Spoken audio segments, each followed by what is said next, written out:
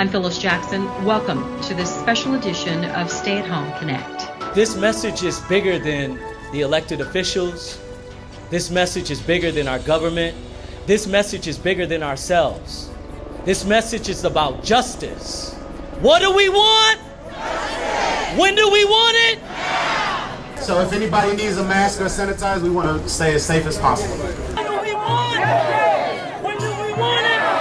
I can be a part of something peaceful and impactful, and I want to be able to tell that story to my children the same way my ancestors were able to create this experience for me. George Floyd still found himself on the ground saying over and over and over again, "I can't breathe." And we've gathered this morning to say with him that we are marching in these streets because we can't breathe. Mayor Keisha Lance Bottoms announced yesterday in a challenge from our former President Barack Obama that she would form a task force to look at all excessive use policies and incidents because we want to be the best in Atlanta. We want to do what's right for our citizens. We all came out here to march, to be able to have a peaceful march so that we can talk about how bad it is to have police murder, brutality, but also the injustices and inequalities that are in this world, that are also in this city at times. The culture has to change. It has to change. Until it changes, nothing's going to get better. I'm calling on all citizens of Atlanta, this state, this country, and the world. We've got to deal with the issue of race, and we need to review all of our policies. Status quo is no longer in order.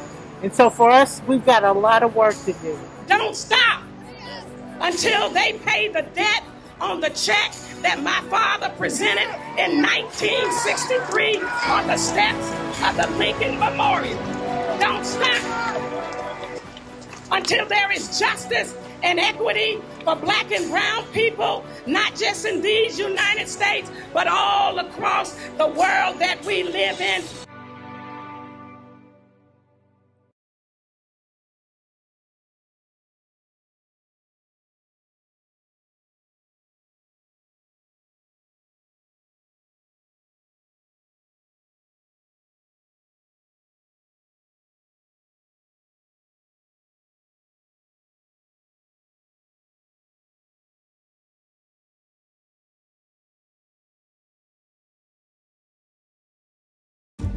Can one girl in a small town, an architect in a major city, and a suburban high school coach shape the future of the United States?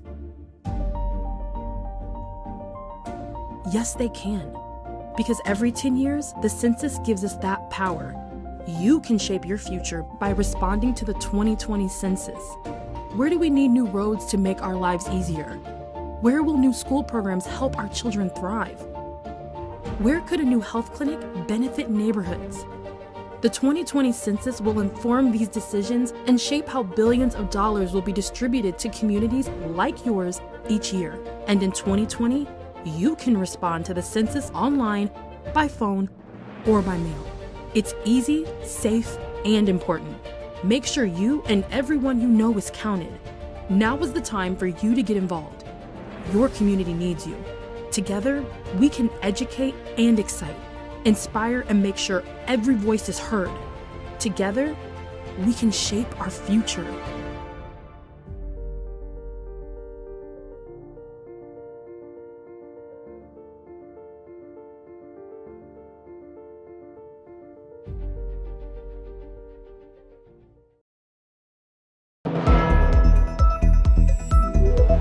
I'm Phyllis Jackson. Thanks for joining us for Stay at Home Connect.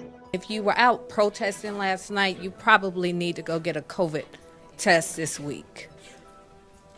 Because there's still a pandemic in America that's killing black and brown people at higher numbers. Mayor Keisha Lance Bottoms sharing concerns about the potential for new COVID-19 cases. She echoes the voices of medical professionals who are also worried about an increase in coronavirus due to protests.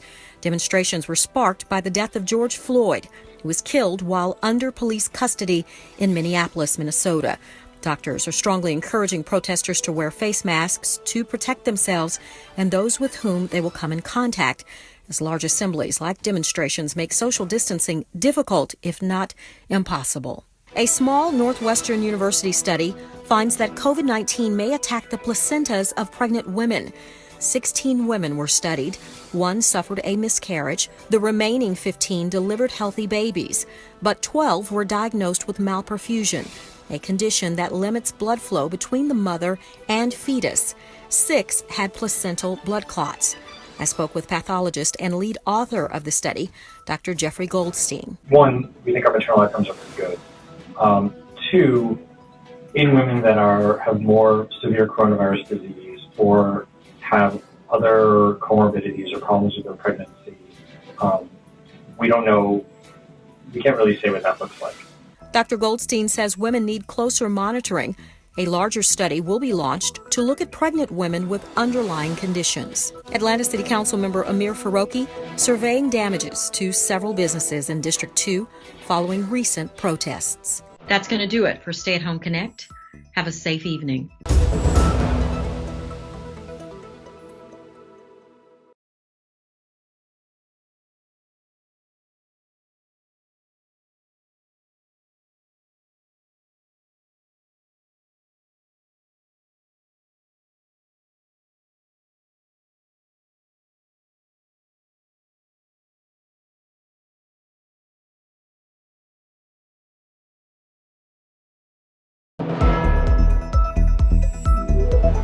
I'm Phyllis Jackson. Welcome to this special edition of Stay at Home Connect. This message is bigger than the elected officials. This message is bigger than our government. This message is bigger than ourselves. This message is about justice. What do we want?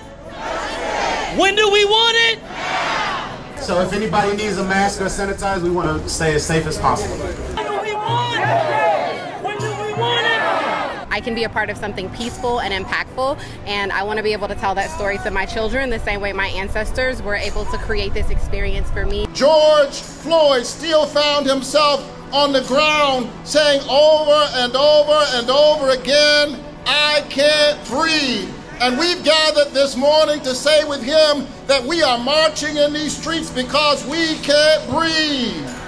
Mayor Keisha Lance Bottom announced yesterday in a challenge from our former President Barack Obama that she would form a task force to look at all excessive use policies and incidents because we want to be the best in Atlanta. We want to do what's right for our citizens. We all came out here to march, to be able to have a peaceful march so that we can talk about how bad it is to have police murder, brutality, but also the injustices and inequalities that are in this world, that are also in this city at times. The culture has to change. It has to change. Until it changes, nothing's going to get better. I'm calling on all citizens of Atlanta, this state, this country, and the world. We've got to deal with the issue of race, and we need to review all of our policies. Status quo is no longer in order. And so for us, we've got a lot of work to do. Don't stop until they pay the debt on the check that my father presented in 1963 on the steps of the Lincoln Memorial. Don't stop until there is justice and equity for black and brown people, not just in these United States, but all across the world that we live in.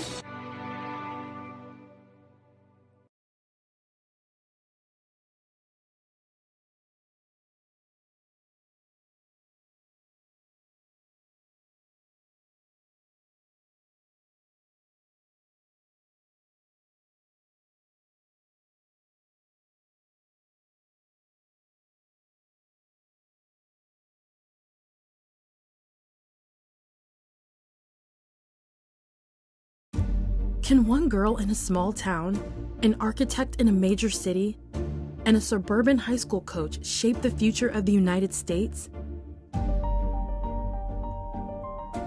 Yes, they can. Because every 10 years, the census gives us that power. You can shape your future by responding to the 2020 census. Where do we need new roads to make our lives easier? Where will new school programs help our children thrive? Where could a new health clinic benefit neighborhoods?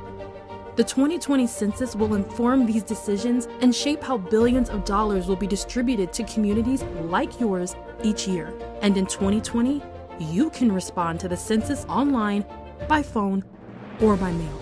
It's easy, safe, and important. Make sure you and everyone you know is counted. Now is the time for you to get involved. Your community needs you. Together, we can educate and excite, inspire, and make sure every voice is heard. Together, we can shape our future.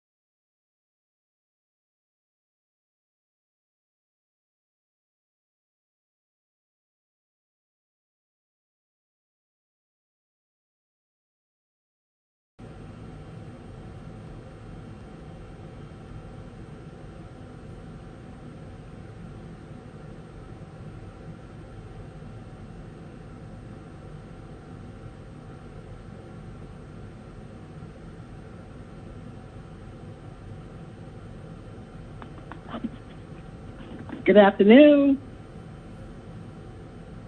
Good afternoon, Madam Chair. Hi. Sorry, guys, I was having technical difficulty. I'm in now. Thank you all so much for waiting. Are we ready? Ms. Lindo, do we have everyone on board? Yes, Madam Chair, if you'd like me to do a roll call. Let's do a roll call. Thank you.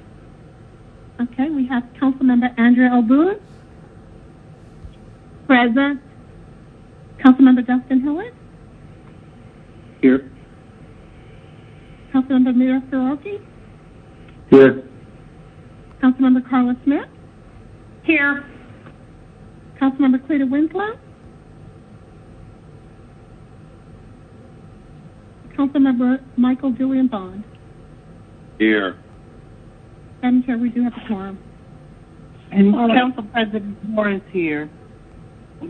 Thank you all. And again, I apologize for not being on right at 1 o'clock. I had technical difficulties, but I'm in now. So we're going to officially call the meeting to order since we have a quorum. Ms. Lindo, can we go ahead and talk about the technical things in terms of our virtual meeting? Let's get that out of the way first also. Thank you. Yes, absolutely, Madam Chair. Good afternoon. My name is CORRINE LINDO, Council Staff. Today's Public Safety and Legal Administration Committee meeting will be conducted remotely as advertised and in accordance with Georgia Code Section 50-14-1. The meeting will be conducted in conformance with Robert Rules of Order and the Rules of Council as authorized by the City Code. The public may access the meeting conference bridge toll-free by dialing 877-579-6743 and entering conference ID number 831-599-1256. This information was also provided on the Friday, June 5th, 2020 public meeting notice. The public may also view the meetings on Channel 26 on the Council's homepage at citycouncil.atlanta.ga.gov, on the Council's Facebook and Twitter pages at ATL Council, and on the Council's YouTube channel. All presentations are available on the Atlanta City Council website on the Public Safety and Legal Administration presentation page. Today's meeting agenda was published and made available on Friday, June 5th on the city's website at atlantacitydga.iqm2.com. In addition, the public was able to submit comments via voicemail at 404-330-6022 up to 1 hour prior to this meeting. These comments will be played during the public comment portion of this meeting. All persons present on the remote council meeting conference bridge are requested to please mute your phones and speakers. Meeting participants wishing to speak must be acknowledged by the committee chair. Amendments, substitutes, and informational documents have been distributed to committee members beforehand. Thank you all in advance for your cooperation. Council President Moore is here, just FYI. Thank you, Ms. Moore. I think we heard you earlier, but again, I want to recognize you. Thank you for being in attendance, President Moore. All right. We're now at the agenda, item number 3 on the agenda, adoption of the agenda. There is one little small change to the agenda today. Up under presentation, we have the Atlanta City Detention Center, the reimagined detention center as a discussion, but we also should add in the Corrections Department. We'll also be doing a just an update, their quarterly update on where they are, and so that will be also added to the agenda. So I would like to make a motion to accept the agenda with the one amendment. So moved, Smith. All right. There's a motion and a second. All in favor, please say aye. Aye. Aye. Any opposed? Any abstain? Motion carries. We'll now have approval of the minutes. Can I get a motion to approve the minutes? So moved, Hillis. Second, Smith. There's been a motion and a second to approve the minutes. All in favor, please say aye. Aye. Aye. Any opposed? Any abstain? Motion carries. We're now up under public comment. Ms. Lindo, how many folks do we have for public comment today? I believe there are 26, Madam Chair. All right, are we ready? Yes, one moment. Staff will get those on the line. Thank you.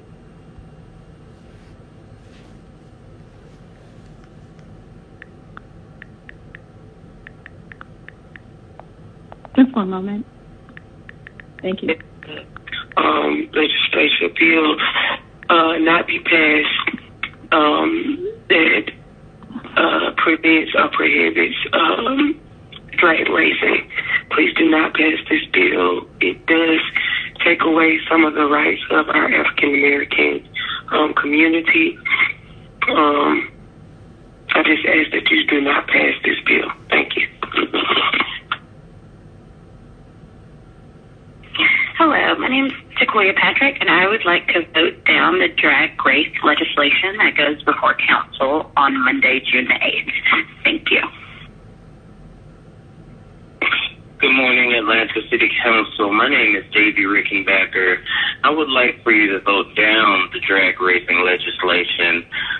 It's unfair. We don't want to allow police officers to deter African Americans to use their cell phones in an event that they may be mistreated.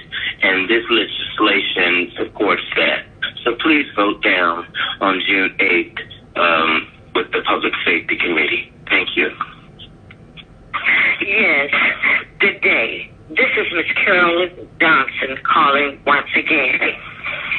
Since I have your ear, I will tell you up front, the legislation that you are trying to pass to harm young black males will be shut down. What I'm going to do, since there are a lot of black elected officials, or African American to be even more precise, officials sitting on the city council board, I will make sure that when it's time for re-election, any opponent that chooses to run against you would be well aware of your voting habits to come against them, attack their children and their grandchildren in the city of Atlanta. I will make it well known that they have a platform to stand on in opposition against you. I will make sure that they are well aware that you would want to write into law in the city of Atlanta something so diverse to young black and old black males in the city of Atlanta. You won't have a leg to stand on, because this goes against everything and the only thing as citizens in this country that we have, and that's the use of a cell phone to record when injustices is being done to us like crazy in this city. We are all well aware of the injustices that are done to us in this city, and without a voice being that cell phone recording police abuse, we have nothing. Drag racing, if I'm on my way home and I'm stopped because they're drag racing in the front and drag racing in the back, where can I go? Oh, I can't even record what's going on because I'm going to be arrested. But if I'm also recording that officer who has his knee on that young man's neck for 8 minutes and 46 seconds, why don't you hold your breath that long and see how long it takes you to not be here? But I can't record that. Without that recording, there would be no marches, no protests. That would just be black people. Go back to your place. Understand your place. Don't take away their voice. Don't take away the only voice they may have. Don't do that. And if you decide to, I will make sure that every person who decides to run against you for your seat, that you feel comfortable sitting around the table, I will make sure that they have this weapon to use against you. It won't be a weapon, it's your vote. Every vote counts. Their votes will count. You will no longer have your position because it will not look nice to your constituents how you vote against them and their children. They do matter as well. Thank you. Hi, my name is Julius George, and I'm the founder of Young Generation Movement. And I want the city council to vote down the drag racing legislation because it's not fair for any bystander to be arrested or their phone being took. That's our civil rights. That's our right. If we see something, we can report something with our phones. So that's taking away our rights to safely, securely protect ourselves. So we need to vote down for this drag racing legislation.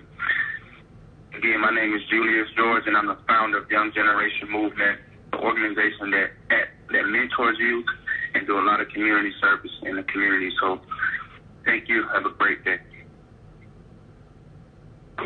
My name is Brenda Tank Hewitt. I'm calling to ask the Atlanta City Council to vote down the drag racing legislation. My main concern is that we cannot allow or encourage African Americans not to film arrests. History and recent events have taught us that but for the footage taken by bystanders, police misconduct and killings will go unnoticed. Please vote down the drag racing legislation. Thank you. Hi, first name is Christopher, last name is Williams, graduate of Morris College, class of 94. Understand this legislation can be extremely detrimental to folks in attendance versus those who are actually perpetrating any sort of youthful exuberance with this motorbike racing. So I'm voting against that. That suggests lead to some other form of incarceration of relatively innocent people and probably disproportionately against black people. So I'm definitely voting against that or voicing my support against that since I'm no longer a resident of Atlanta, Georgia. Thank you. Lee Thomas. Hello. My question and comment is in regard to proposed ordinance 20-0-1373 that is up for second reading, which is to authorize a grant to the Atlanta Police Department for $1,380,996 for support during the coronavirus epidemic. It is my opinion that this grant should not be authorized because of the Atlanta Police Department's gross negligence and reckless endangerment of the public by executing mass arrests during a global pandemic. I would like to see those funds otherwise earmarked or offered to the healthcare workers in the city of Atlanta so that they may further help aid and protect the people who are suffering from COVID-19. Thank you very much. Ronald Hewitt. I'm concerned about the drag racing legislation. Not only am I concerned about the constitutional grounds for that legislation, and I would support any constitutional action against this legislation, either monetarily or in person. And you should be ashamed of yourselves for even considering such legislation to deny people their right to record what their public officials, who their taxes pay for, to be recorded. It's unconscionable, and I can't believe you even came up with this type of legislation. It makes me wonder who we put in office and whether you should ever continue to be in office. My hope is if you do pass it, that we vote all of you out of office. Thank you. This is Jeff Stevens. I am a City of Atlanta resident that lives in Lake Claire. I'm calling about the termination of the 2 APD officers and the charging of the other 4 APD officers. I'm worried that our city's police department will be in danger of losing officers to other departments or just through resignation. I believe the APD officers will feel like their leadership does not have their back. In my opinion, the officers that were terminated were following APD policy. I've read their APD policy on use of electronic weapons, and these officers look like they fell within that policy. And I would like the city council to ask APD leadership if these officers did violate policy. And don't just accept their answer on excessive force, because if these officers were there in the lawful performance of their duties and the actions they did with the use of electronic weapons were within APD policy, I don't know how APD can terminate them. I would like the city council to ask APD leadership if they're the CEW, the electronic weapons policy that was effective on 2/19/2020, signed by Chief ERIKA Shields, says that CEW can be utilized if the suspect initiates active physical resistance to defeat an officer's ability to effect an arrest. Ask APD if the driver in that situation, if him driving off while the APD officer tried to extract him from a vehicle, ask them if that was an active physical resistance. Ask them if the passenger, when she jerked away from the officer, when she moved away from his grasp, if that was an active physical resistance to defeat an officer's ability to effect an arrest. The use of force in this instance may not look pretty, and it does make people feel uncomfortable when they see it. I'm the same way. That does not mean it's out of policy, and what these guys did was excessive. We need to ask APD leadership, let's see your CEW, let's see your taser use of force policy, and ask them if it falls within it. I appreciate it. Thank you. Hello, good evening. My name is Lisa Adler. I live in the Grant Park neighborhood, and I was calling to actually express my support of the closing of the Atlanta City Detention Center, specifically given everything that's going on right now and the incredible energy and momentum around the country to reinvest resources into communities of color, into Black communities in particular. I asked that the City Council pass legislation to close the jail, really close it by September 1st, and redirect the $18 million that's actually slated for the Atlanta Department of Corrections into community priorities. I'm looking forward to Atlanta really being seen as a leader in this, and I'm sure that you've seen the news around Minneapolis or other cities are doing, and I'd love us to follow, and I'd feel proud if my council members, CARLA Smith and others did this week. Thank you so much. I can be reached at 404-567-9451. Thanks. Hi, my name is Nick Johnson. Given that the Minneapolis Police Department is now being disbanded, I want to know what Atlanta is doing to defund and or disband our police department. Thank you. Hello, my name is Elroy Windsor, and I am a Fulton County resident calling to support the closing of the Atlanta City Detention Center and asking for the City Council to commit to closing this jail by a specific date, preferably within the first quarter of the fiscal year by September 1st, and redirect the currently allocated $18 million to directly invest in Black Atlanta communities. Issues like mental health care, substance abuse counseling, child care schools, recreation spaces, school assistance programs, food assistance programs. All of these services are much more appropriate to better serve the Atlanta community than a jail that was built to clean up the city for the Olympics and serves purposes for petty offenses that should not be behaviors that result in people being locked up. This disproportionately affects poor people.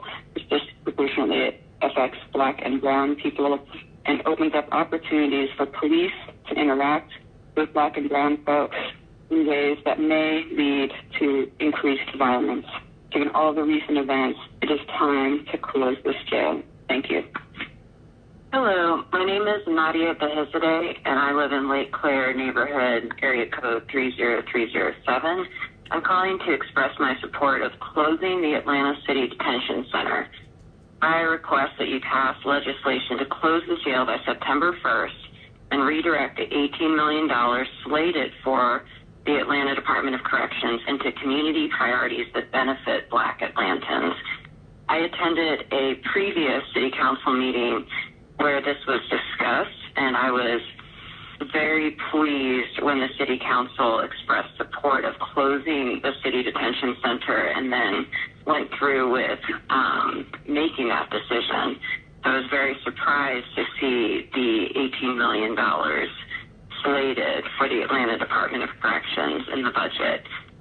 Thank you for considering my request, and I look forward to seeing the City Council do the right thing in the interest of Atlanta. We need to defund the police department and reinvest in our communities. Why does the police department's budget make up roughly a third of the budget of the Parks and Rec and community development departments make up less than 7% of the budget? We need to rethink and transform our current way of public safety and deploy the most highly qualified personnel for the type of situation, not someone with a gun who trained for 21 weeks. Mayor Bottoms, instead of creating the East Side PAD, which is supposed to go towards reinvesting and revitalizing the East Side with projects like providing affordable housing, in order to balance your budget, why don't we pull it from the departments that make those communities unsafe, like the Department of Police, and implore the council to defund the police and reinvest in our communities? Hi, my name is Heather Pincock, and I live in Ponce Highlands. I'm calling to express my support of closing the Atlanta City Detention Center. I'm asking that you pass legislation to close the jail by September 1st and redirect $18 million slated for the Atlanta Department of Corrections into community priorities that benefit Black Atlantans. Thank you very much. Hello, this is Senator Vincent Ford.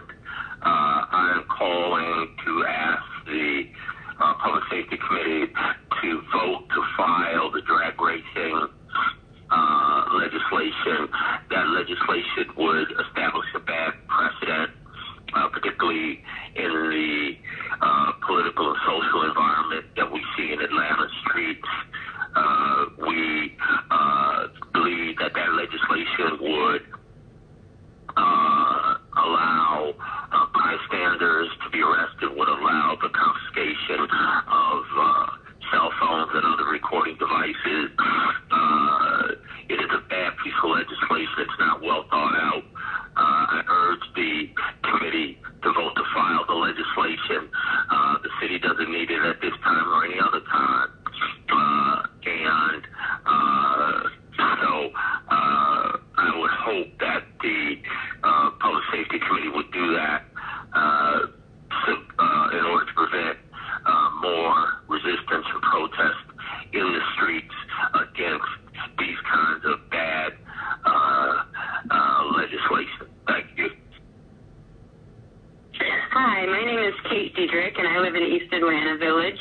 I'm calling to express my support of closing the Atlanta City Detention Center.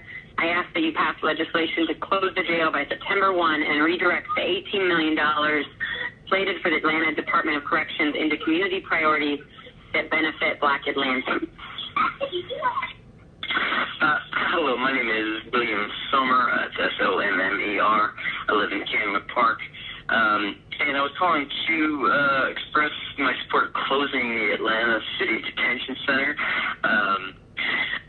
Since the ICE contract is over and, it's barely being used for the city side, I think we should just put the money, redirect the money that is slated to be spent on it, and also,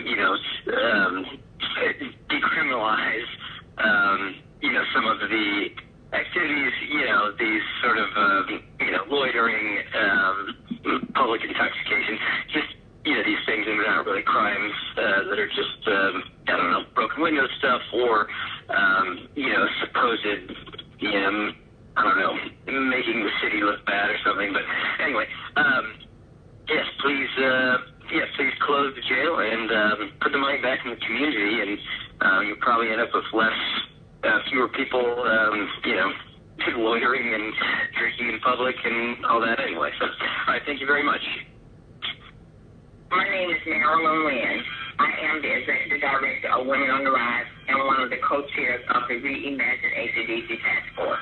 We have been working with the Mayor's Office for over a year to close and repurpose the Atlanta City Detention Center, as she promised to do last May on national TV. At any given night, the maximum capacity of the jail's population is 25 to 50 people. It doesn't make sense to put $18 million into a skeleton building that is slated for closure. I am emailing to ask you to move $18 million in the city's proposed budget out of the Atlanta City Detention Center and vote for a zero budget.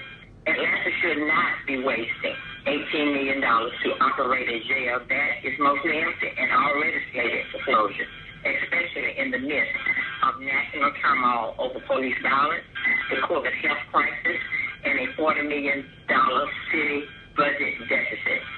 employees of the Atlanta City Detention Center should be moved to other departments where they can learn new skills for future jobs and truly be of service to our city. Move the $18 million from cuffs to care and invest in the safety and wellness of our Black Atlantans. Please vote for a zero budget for the Atlanta City Detention Center. Thank you. Hi, my name is Sarah Giordano. I live in Lake Claire, the Lake Claire neighborhood in Atlanta, Georgia, and I'm calling because I really was excited to hear that the council and the mayor had decided to close the Atlanta City Detention Center, and I fully support this decision. I was upset to hear that recently $18 million was slated for the Department of Corrections and for that jail, and I don't understand why that money would be going there, especially right now when we're in the middle of an epidemic and also newer understanding across the city of the kind of racism that the jailing system perpetuates. So I'm calling to express my support for passing legislation to actually close the jail by September 1st and redirect the $18 million instead to community priorities that will benefit Black Atlantans. Again, I'm really upset to hear that $18 million will be being put into the jail after we've already agreed to close it. Thank you. Hi, my name is Sasha Friedman. I live at 794 Martin Street in Atlanta, Georgia, zip code 30315. I'm a constituent of Councilmember CARLA Smith. I'm calling to ask that she and other members of City Council vote today to defund the Atlanta City Detention Center and immediately close it, instead directing those resources to much-needed community support. This is important not only to me, but to members of my neighborhood and to my community. It's important that we stand with our Black community members and change what Atlanta stands for in terms of how we consider criminal legal system going forward. So please vote to defund and close down the detention center. Thank you. My name is Kimberly Sunday, and I am a resident in ANDREA BOONE District. It has come to my attention that the Atlanta UASI is spending or accepting close to $300,000 in funds to purchase equipment for the Atlanta Police Department. In this time of what is clearly terrorism against its own citizens by the Atlanta Police Department, I would like to know why exactly we are spending more equipment to fund a department that is clearly not in service of its citizens. In addition, I would like to know exactly what equipment this is that the Atlanta Police Department needs. We need accountability for where these funds are going, and I would like transparency from the Atlanta City Council on what exactly this money is going to be spent on. Hi, my name is Penny Summer. I am calling to oppose funds for the Atlanta City Detention Center.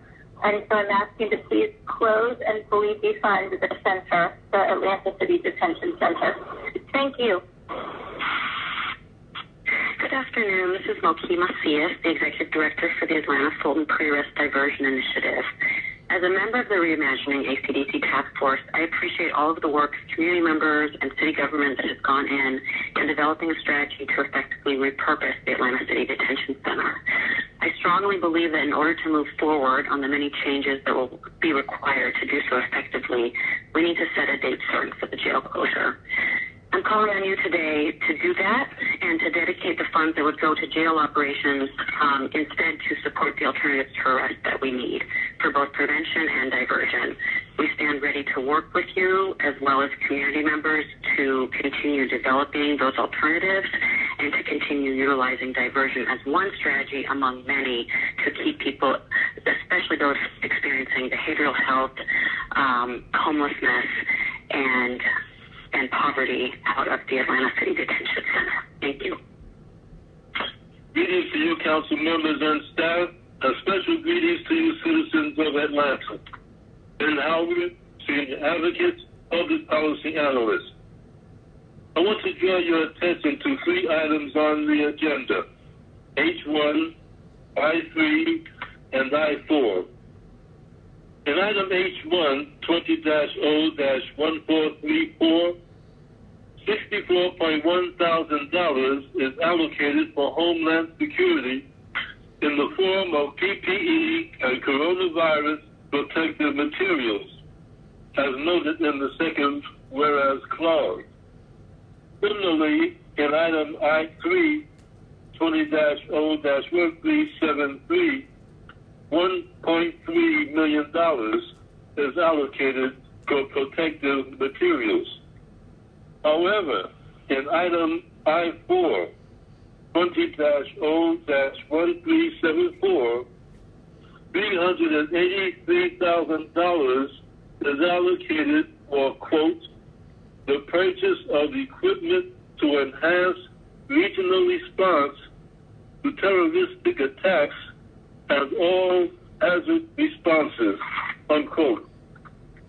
It's only fair that peaceful protesters know what kind of, quote, equipment, unquote, might be rolled out against them if their peaceful protest is infiltrated by Antifa and by scoundrels. We don't do Tiananmen Square in America. Ordinances like I-4 need to also appear on the agendas of neighborhood planning units. Please take action to send this item through the NPU system for public comments and citizen review and definition of, quote, equipment, unquote. Be advised, however, that any attempt to add anything at all to the restrictive NPUR agenda will be met with fierce resistance by that NPUR 9, Antonita Robinson, Paulus Clare, Ricardo Jacobs, Alfred White, Sherry Williams, Lynette L. Scott, Allison Hathaway, and the NPUR 9 cohorts.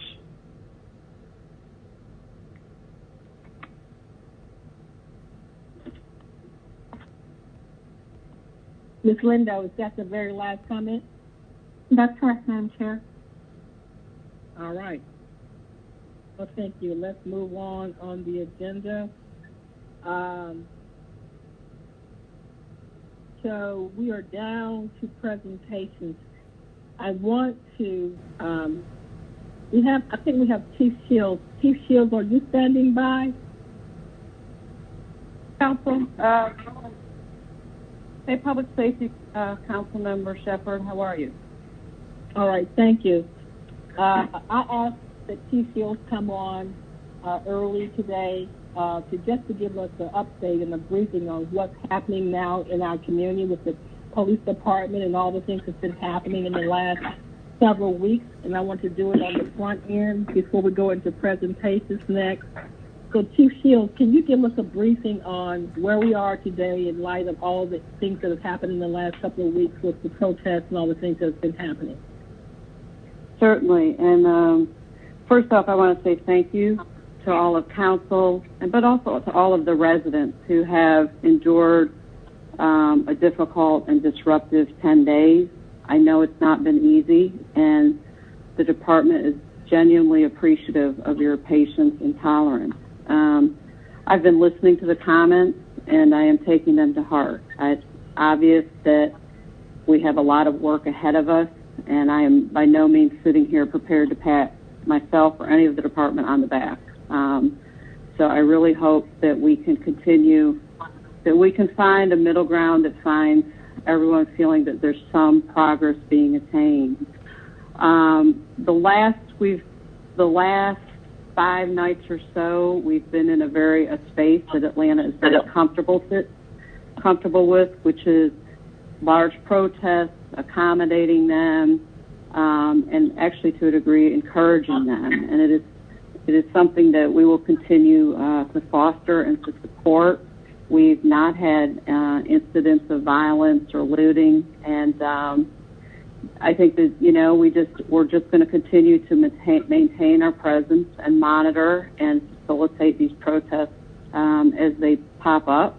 We're seeing a much more diverse group of protesters than we have in the past, and by that I mean just a much more organic gathering. A lot of them have not been on the radar before, and I think that they're feeling the need to step up and step forward now.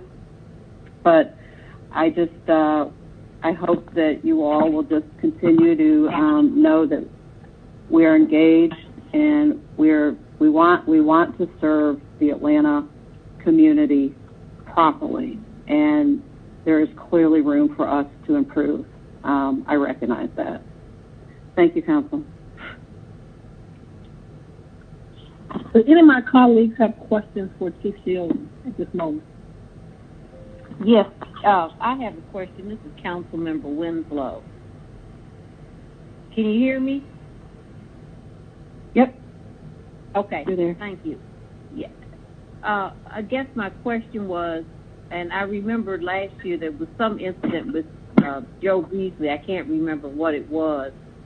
But after the Katherine Johnson event in 2003, there was some sensitivity training that the police department did, and I'm not sure if it was with SDLC or who it was, but that's just a suggestion that I have that may be of some assistance. I know we've got, you know, a lot of young police officers that, you know, maybe they're 10 years and under in terms of service, and that, you know, there's a need, you know, for that, and not sensitivity training, not only, you know, with African Americans, but also the Hispanic community, the Asian community, so maybe it could be a combination of that. So that's just my suggestion.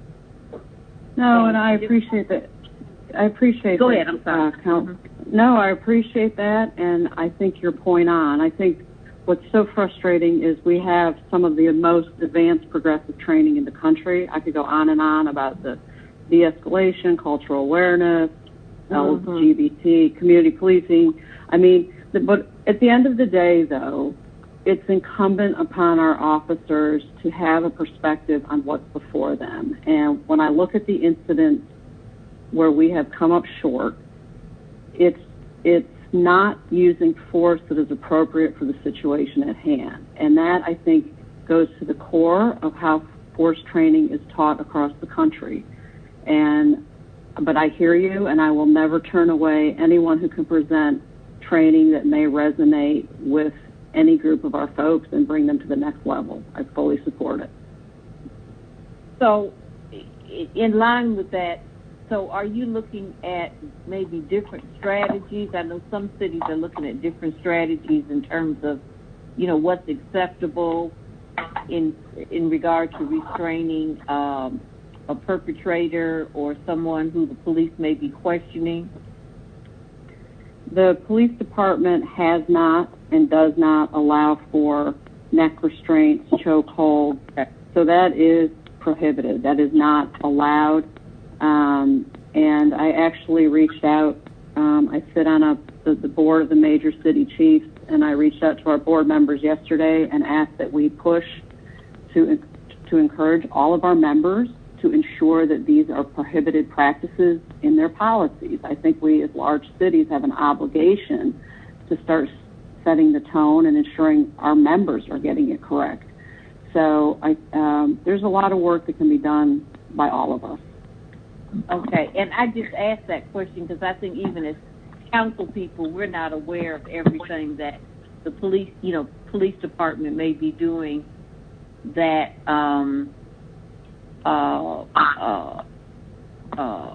that you just mentioned in regard to neck restraints and all those kind of things, not using those. So I'm very happy to hear that. Yes, ma'am. Okay, yes. All right, and thank you. That's Thank all you. I had, Madam Chair. Thank you, Ms. Winslow. Let me insert real quick, and I want to recognize folks who have asked to speak also. Mr. Karuki is after me, and then Mr. Bond. So I just want y'all to know that I have you in the lineup.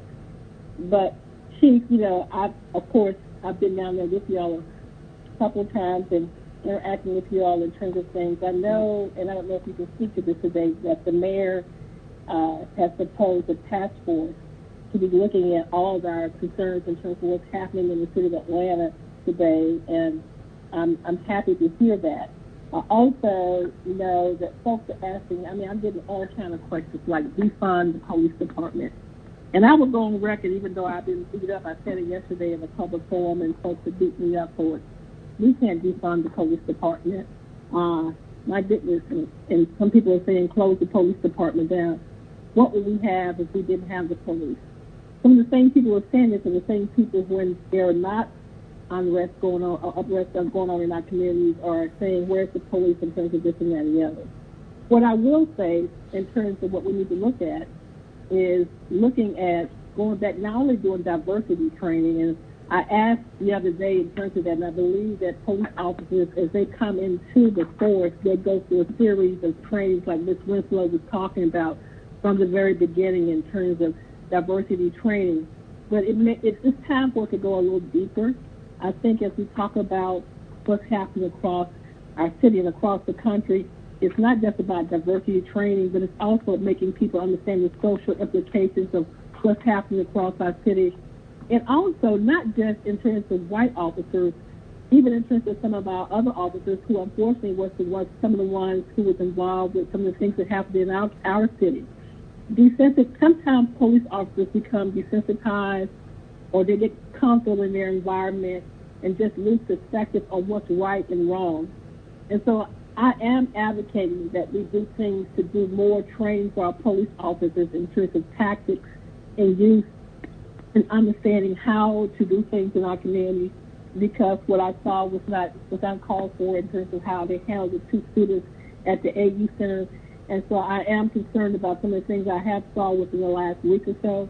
And so I will be voicing that. I've said that to several people in the administration, that we need to look at doing much more in-depth training of all of our officers and doing assessments of our officers also in terms of any issues and concerns they may have that we don't recognize.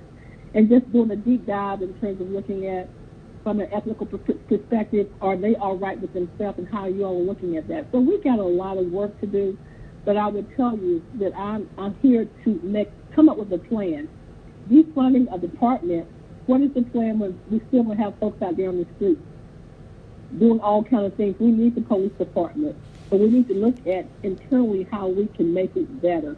So I'm hoping that I'll get a chance to be on this task force and we can do some things to really make a difference in the city of Atlanta. But I do have some questions and concerns, but defunding is not one of my concerns. But I want to thank you all for what you do, and we've got to go deep in terms of looking at what we can do strategically to look at all the issues, from social issues, because a lot of this is not just about policing. This is about the consequences of what has happened in terms of racism and a lot of things that's happened in our country for years that we have not addressed. When people are hungry, they don't have jobs, they do things that are crazy. When people are not educated and don't understand and they do whatever is necessary, this is the result of systematic things that have happened to us for years and years and years, and hearing the consequences of it. But we've got to do better in terms of looking at how we can change this. This is an opportunity for us to change some things. And I know I'm preaching, I'm going to get off my soapbox, but it's time for us to really organize and get into a point where we can become organized around this as a city of Atlanta. Thank you. No, and I think your comments are spot on, and I appreciate them. I think when you start looking at the amount of training that APD does, particularly that's outside the scope of tactics and case law, which really, it is commendable. It's taken a long time to get there, but it is good. We have a citizens review board that's very robust, very active, but I think you hit on something, and that is police do get desensitized, and we have to put that in check. We also have to really drill down on use of force. It's taught very black and white because it makes the training of it easier. The problem is it's not requiring the officer to think as much as they need to on the front end about the case that is in front of them. And I agree with you 110%. I have conferred with the mayor about some suggestions that if the stakeholders group can look at, and I know she's already trying to figure out how can we go beyond the traditional talking points. You're starting to see a lot of the stuff that's being talked about now. Atlanta has engaged in, the council, the city, the department. So I agree with you that we have to go deeper. I understand we've exposed ourselves to the criticism of defunding, but I also think that folks need to step back and ask themselves realistically, what does that look like? I think that it would be more beneficial if we can all identify specific asks as opposed to just say, well, let's just blow it up. What is it we want to accomplish, and let's work to get there. But thank you. I appreciate the feedback. Thank you. Mr. Faruqi. Thank you, Madam Chair, and thank you, Chief Shields, for being with us today. First, I just want to know, I know it's been an intense 2 weeks, and I hope you all are catching a little rest as things peter out a little bit. But I do want to note, first, I know a lot of these issues and conversation points will likely be taken up by the new mayor's advisory council on police reform and practices, and so I trust APD will be an open and active part of that process, and I look forward to seeing what that advisory council puts out.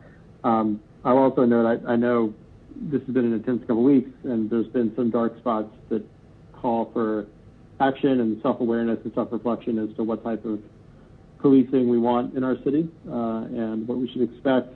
But I also know, I think it's worth noting that there were bright spots as well, the actions of individual officers and leadership, and so I think that's worth noting that this is, no pun intended, not a black and white conversation. There's a lot of nuance and hard work that goes into this. So I do have a few questions. One is to play off Councilmember Winslow and Shepard's comments. Do we do any bias testing in the hiring process or recruitment process? Yes, so that is done through the psychologist. So we have had candidates eliminated on the front end through that process.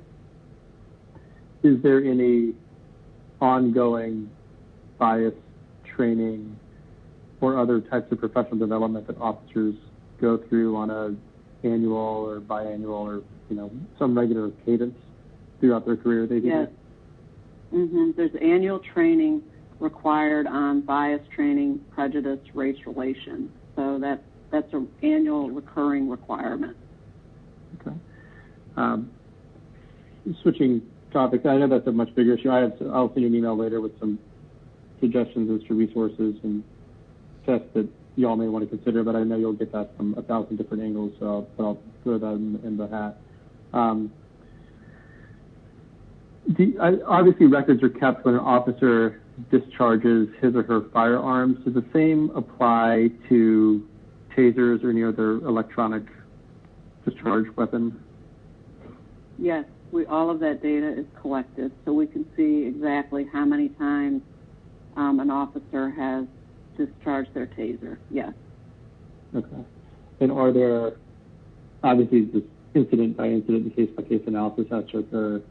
Are there internal guidelines for benchmarks that set off a yellow or red flag for overly frequent use? And I realize, again, it's situational, right? It depends on the situation officer ends up in. I'm just kind of curious how much monitoring and importance we take on that use of force vis-a-vis, discharging the firearm. So the Internal Affairs has an alert system that will show when an employee has hit certain benchmarks that we need to review that their behaviors, whether it's a use of force, a traffic accident, taser usage. So we do have that. What I will say is I think that there's always room for improvement. But yes, there is an early warning system, but obviously there's always room for improvement, and it's something we're going to have to go back and look at. And offhand, to be candid, I don't know. I don't have all of the employee files in front of me to say that this was an issue there that we should have recognized. I just say, broadly speaking, I think you're absolutely correct. It's something we can't focus on enough. Terrific. Look forward to future conversations on that. Two other questions. Amongst the more concerning moments over the past few weeks have been reported arrests or detainment of journalists. And I wanted to see if you have any comment or reflections on that, or any internal policies that we may need to revisit with respect to allowing journalists to do their jobs in situations like this past week or two. So Carlos Campos is our public affairs director, and he, really has for years helped us get us in a space and understanding the significance of allowing them to do their job. So there was no intent or purpose or directive to arrest any journalists. So I heard various complaints, but I also asked for specifics to be forwarded to me from the people who reached out, and we did not receive them. If there is a pattern, or if we did it wrongly, absolutely, I stand here to correct it. But no, our approach is that they need to be allowed to do their jobs and left alone. Okay. And then finally, a resident or non-resident, I don't know where this person lives, raised an interesting observation to me, and I probably know why this doesn't happen, but I'm curious your perspective. And they noted that, when an officer is not in riot gear, their name is visible on their uniform, or they have a badge number associated with it. But when an officer is in riot gear, or whatever you call the equipment that an officer wears in situations like we saw this past week, that there's no way to identify the officer. And I know that's probably because this equipment sits in a closet most of the year, and then you kind of pull it out and throw it on and get out there. But I do think it's worth thinking about ways that an officer can be identified if they're wearing additional gear on top of their uniform. And I know there's probably costs associated with it and ways to figure that out, but I just want to put that out there. No, I think that's a very, very fair observation, and it should be on there. It should be on there, and if there's not, that is something we need to correct. I think we've been fortunate enough not to have to utilize the gear sufficiently that maybe that's just something that we've missed, but it should be on there. I agree with you, and that's an easy one to follow up on immediately. Great. Thank you very much, you Shields, for being here. I really appreciate it. And Madam Chair, those are all my questions. Thank you. Mr. Bond. Thank you, Madam Chair. Thank you, Chief Shields. I want to thank you and your department for the work that they've done over the last week to 10 days in responding to the community and these demonstrations. I have a couple of concerns and a couple of questions. One, when I have been at some of the marches, and I want to thank you for Saturday specifically for sending Major Mormon and his staff over to assist the students who marched from the AU Center over to City Hall and back. They were very responsive and respectful, and everyone there appreciated their presence. But I wanted to ask, and also, as I've been at these rallies, I've heard a lot of, concerns and rhetoric obviously raised by the speakers, and probably about better than 50% of what I have heard in the way of quote-unquote demands from activists, the city probably already does, and then the remaining half of the remaining percentage, either the city can't handle or it should be addressed by a higher level of government. I met with some of the activists after the demonstration at City Hall on Saturday, and I have a list of their concerns, and I will forward it to you, Chief, and to members of the council today so that you have it, because that was my pledge to them. But can you tell me, how are you all operating now since the curfew is over? Are you still running double shifts, or how is the personnel holding up under these circumstances? Thank you, and I look forward to the list of concerns that you have and seeing what's on there and what we can address. So we've resumed normal operations, and we're trying to slot. We're changing up some shifts, so we do have additional staffing, but we're really working to get people to get a couple of days off. So we're aware that a protest may pop up at any time, and hopefully it'll be what we know is an Atlanta protest, a traditional. But we're working to get folks some rest, because we realize that this may be going on for a while. And I mean, part of it is I don't want people out there who are so fatigued that their fuse is short.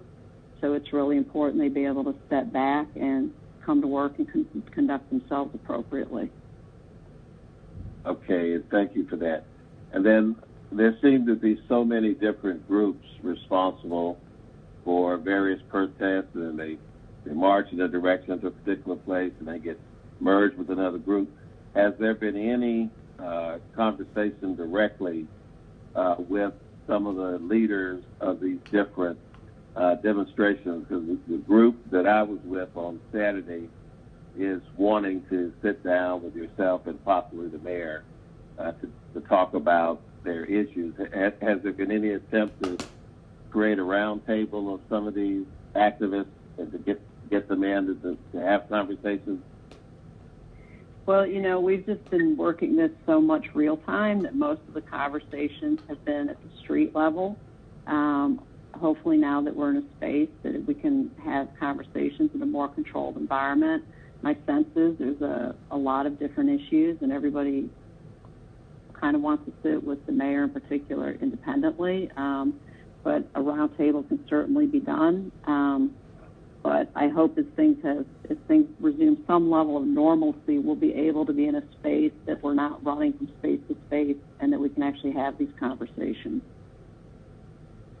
Okay, and then I want to jump to another subject. I know that the district attorney was quick to respond to the incident with the two college students.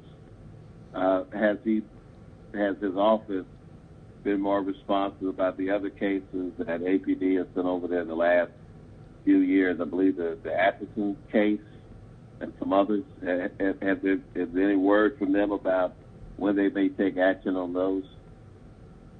I've not been in communication with the DA's office since right before all 6 officers were arrested. So I think that's a question, not to be disrespectful, but I think that's a question that would be better answered by him. Okay.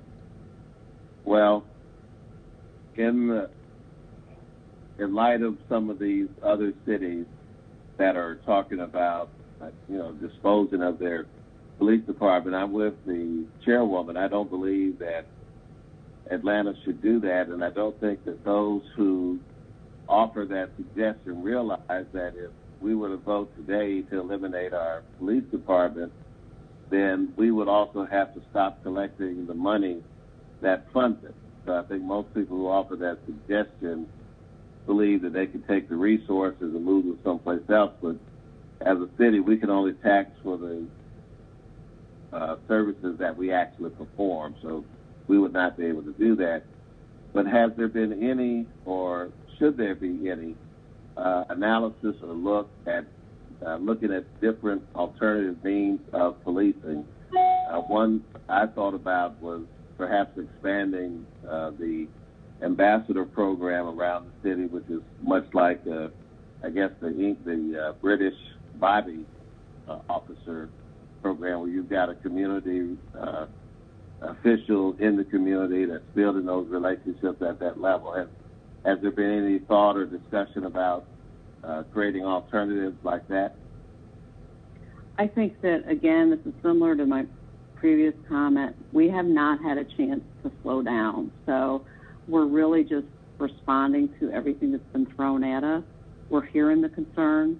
We're open to hearing what people recommend. And that's what I would ask, is come to the table. There's specific recommendations. It's easy to apply the broad paintbrush of defund policing. Well, all right, well, what exactly is it you want? What's the end game? So I think a lot of these conversations will be held as we move forward, and we're open to whatever is brought to the table. All right. Well, thank you, Chief. Madam Chair, that's all my questions. Thank you, Mr. Bond. Chief, I have a couple other questions that folks are asking in the community. One of them is, talk about the body cameras. Do we have body cameras for all our police officers on the street at this point? Yes, we have been very fortunate in that the mayor, city council, you all have agreed and funded this stuff for the last couple of years. And it's a heavy financial lift, but I think it is absolutely worth it, and every city and department should be wearing them. In every person who has a body camera, if there's any incident of anything, or even in terms of the incidents that happened, I believe, and correct me if I'm wrong, with the two students downtown, you all looked at their body cameras to determine what was going on. Is that correct? You all are using those body cameras, making sure, because I think some perception by some citizens is that, oh, they're just not doing this right in the body cameras. Number one, we're using body cameras. Every officer has body cameras. And there is a whole process in terms of how body cameras, when you're pulling information from it, everything that goes on in terms of a body camera. Can you talk to me about that a little bit? Certainly. So the body cameras were instrumental in us understanding what exactly led up to the incident involving the college students and the actions of each employee. So the mayor and I spent at least 4 hours Sunday looking just at that, the body-worn camera footage, to understand, and not only just what was occurring, but the communication between the officers, who understood what was going on, who didn't.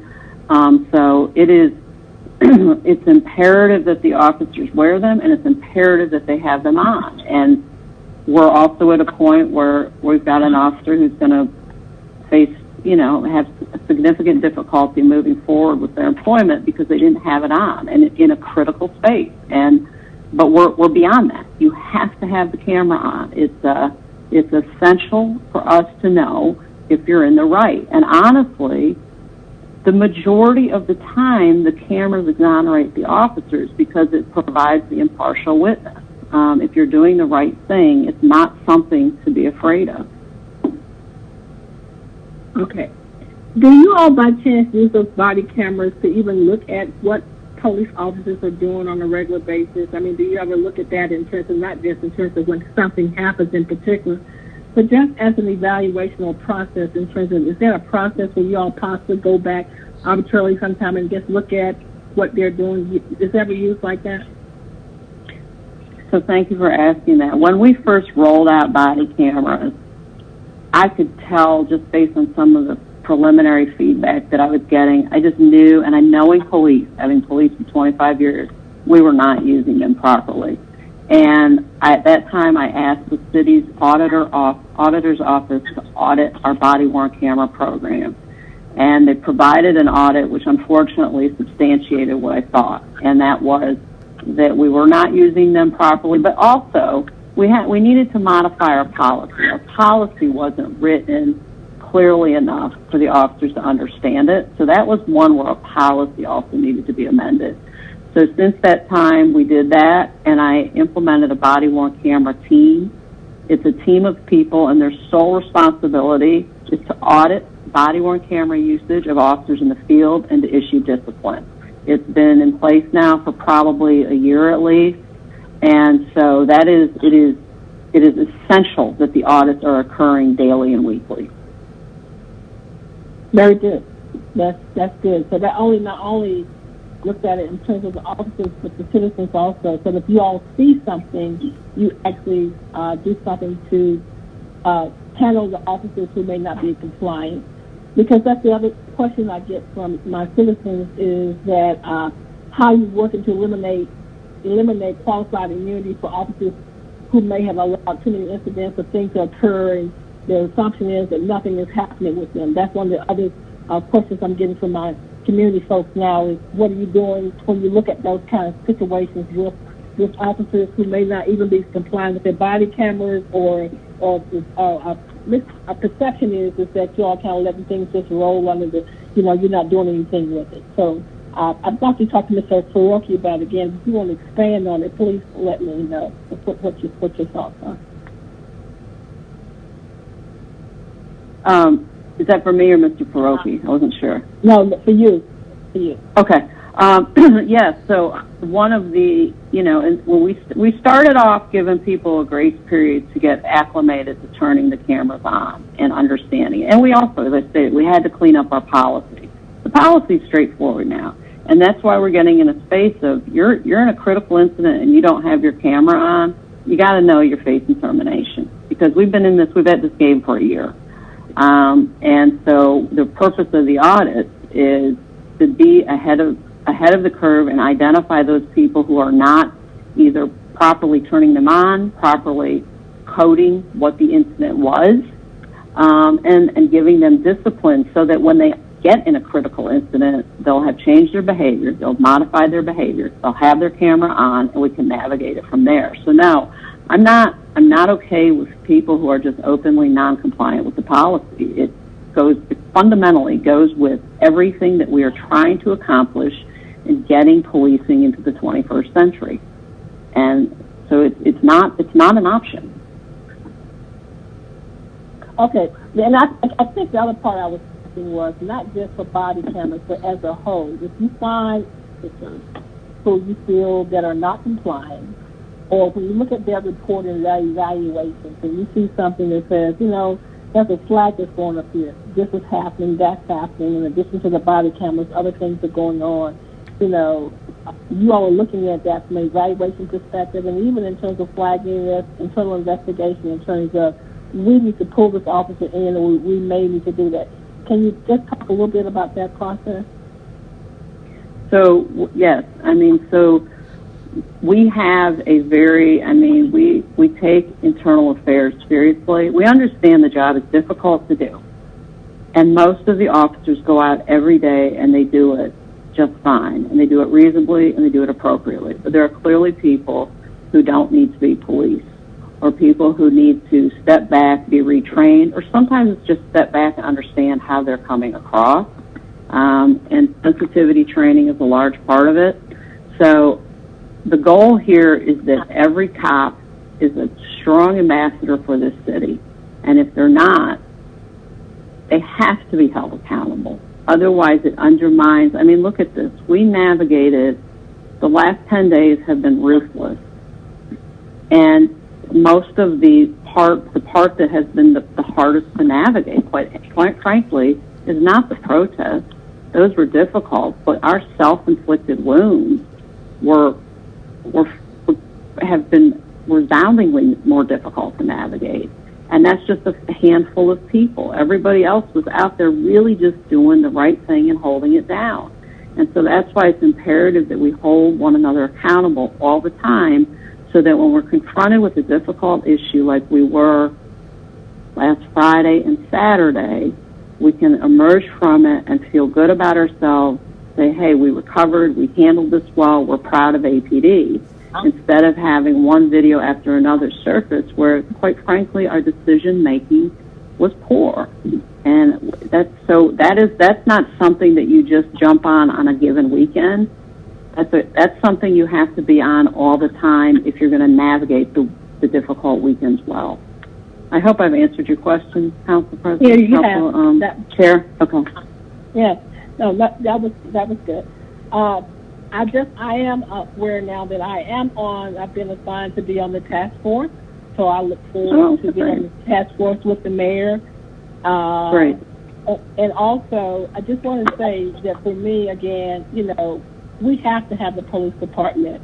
We appreciate what you have done. We know we've made some errors, some mistakes, but the police department is truly important. And so I'm supporting you all, but we would also let you know that we're going to be questioning what you do. And if necessary, we have to do what we have to do. But I appreciate what you all have done. Thank you so much. Anyone else? Thank you, questions? Chairman. Go ahead, Ms. Winslow. Okay, thank you. Yeah, I too wanted to kind of go back to what Chief Shields was saying in that, you know, Thursday night there was a curfew, but I thought that there was a lot of restraint and there was a lot of talking that was going on between the police and the people who were out protesting, because they didn't, you know, no tear gas was used on that night. There was a lot of, you know, I think talking going on probably that whole day while the protesters were out there. And so I want to commend you for that and the other APD officers.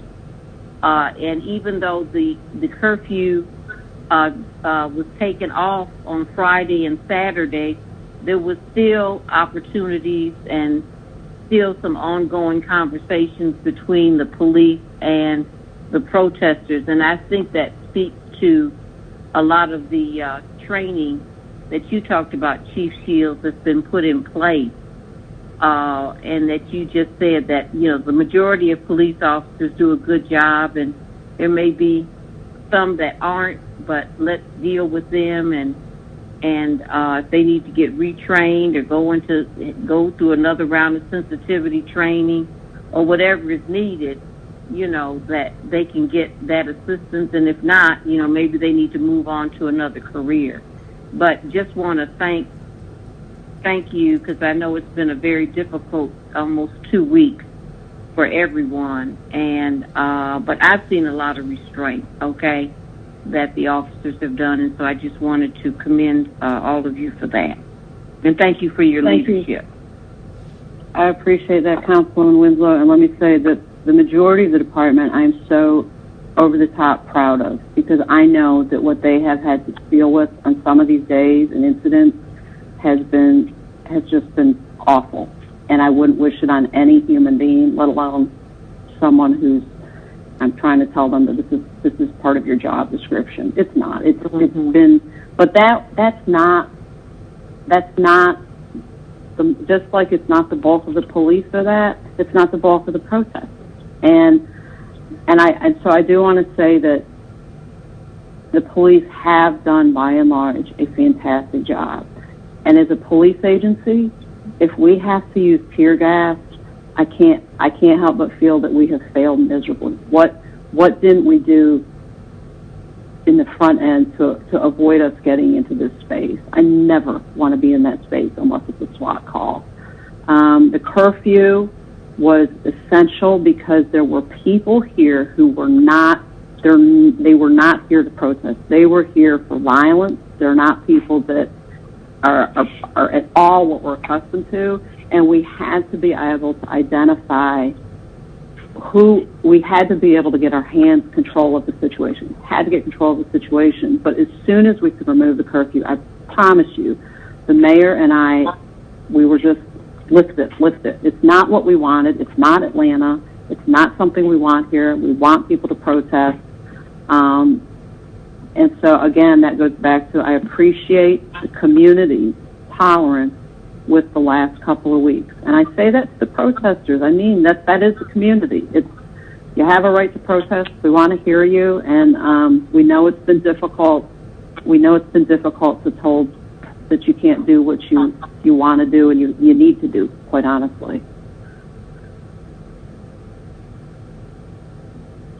Thank you. All right. Thank you all. If no other questions, Chief Shields, thank you for being here for us today. We appreciate you.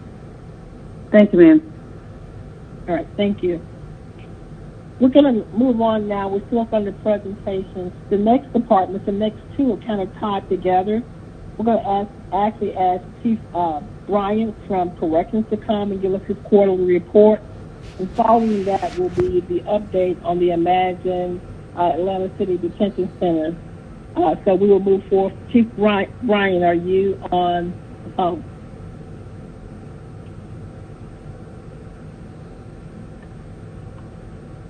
Chief Bryant? Is there technical difficulty getting Mr. Bryant to come in? One moment, Madam Chair. We're checking. I believe he should be on the line.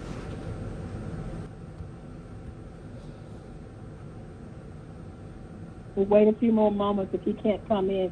Can someone text him or make sure we're all on the same page? And if not, yes, Madam Chair, we're confirming. Okay. I was trying to get him to do an update before we went to the detention center, the update on the detention center. I was hoping I could get that done first. So let's see if we can get him. He is on the line, Madam Chair. So, Chief Bryant, can you hear us?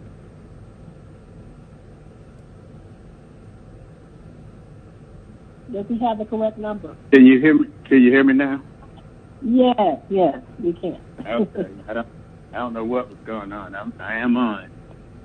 Thank you so much, Council members, and Chairperson, for allowing us to give this brief presentation as it relates to what we have done this past quarter.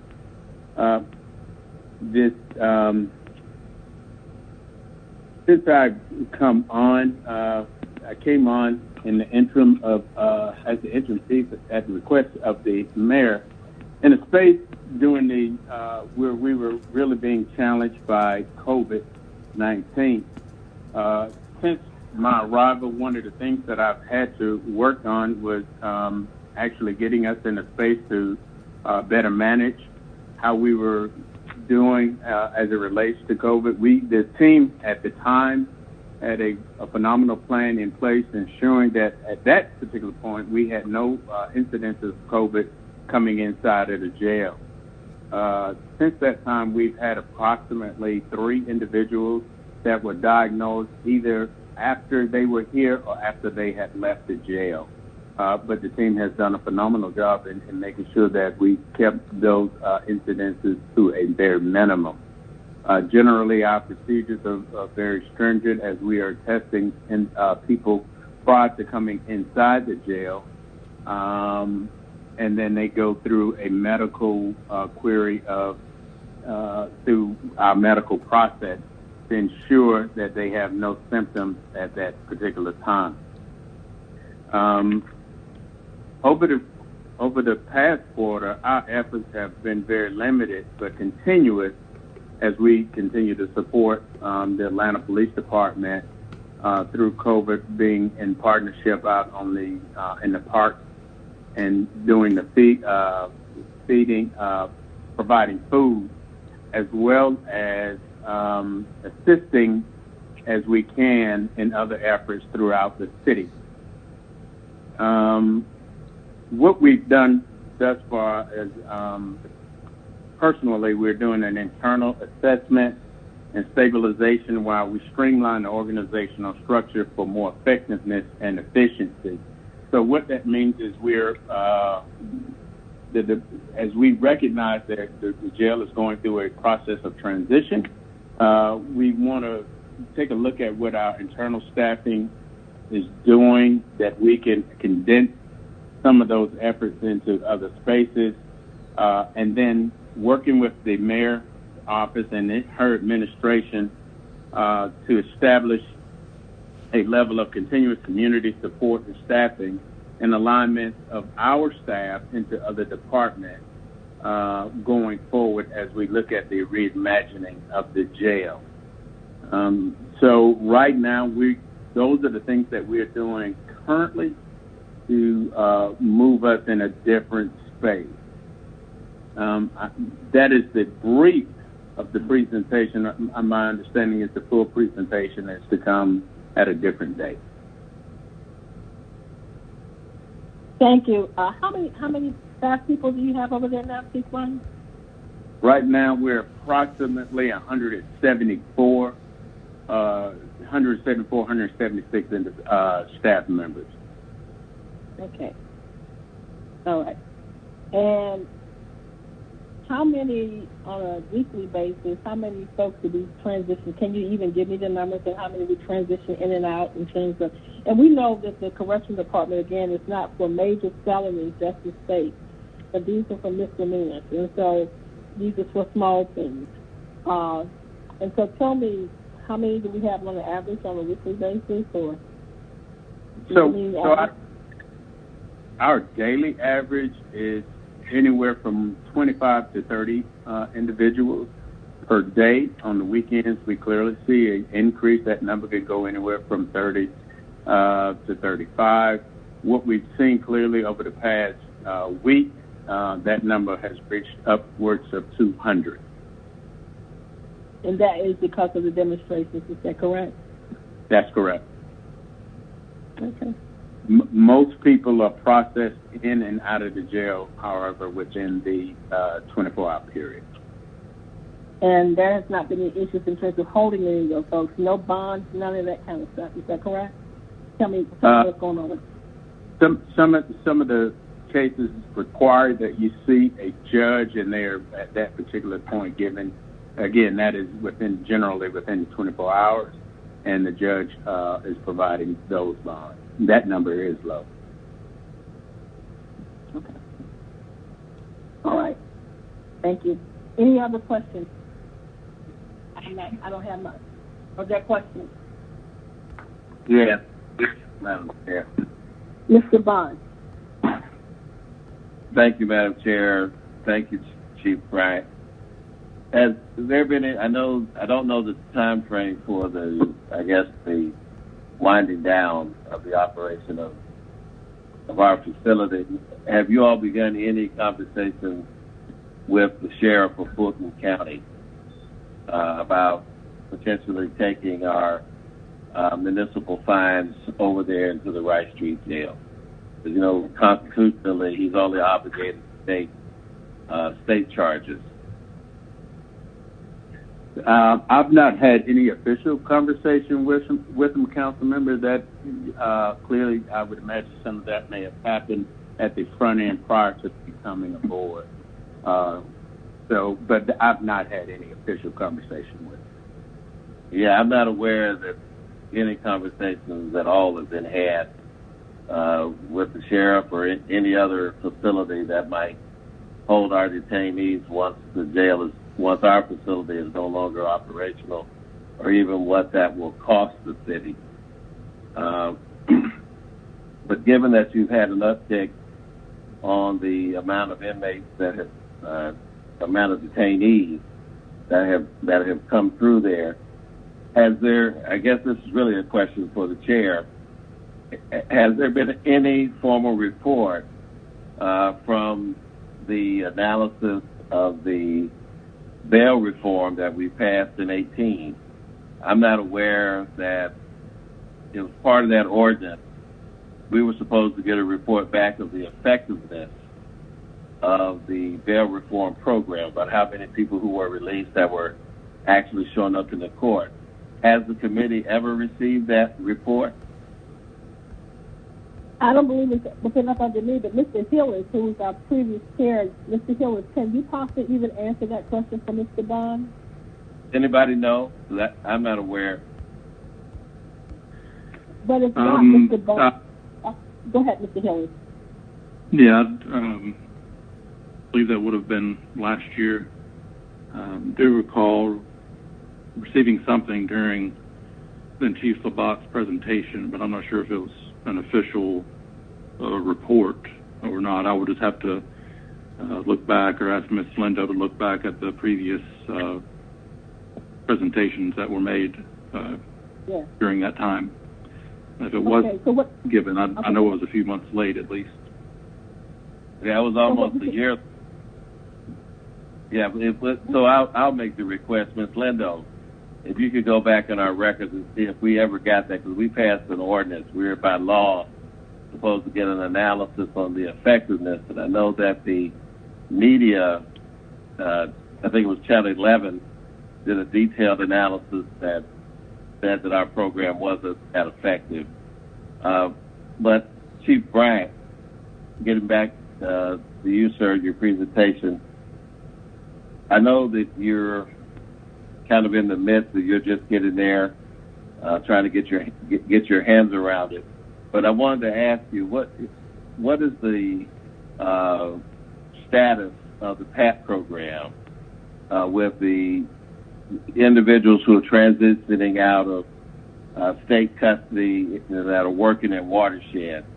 Is that program still going on, and have you all done any work on what the future of that program might look like, once our facility is no longer available to support those folks who are transitioning out of state custody? Yes, thank you for that question, Councilmember. The program is continuous. There's no one new coming into the program at this particular time, and that is due to COVID-19, that there's no changing of inmates from the state into the city and vice versa. And as the future may hold, I think that it is a great program, and there's no anticipated we continue to keep it within the budget, so we perceive that it will go forward.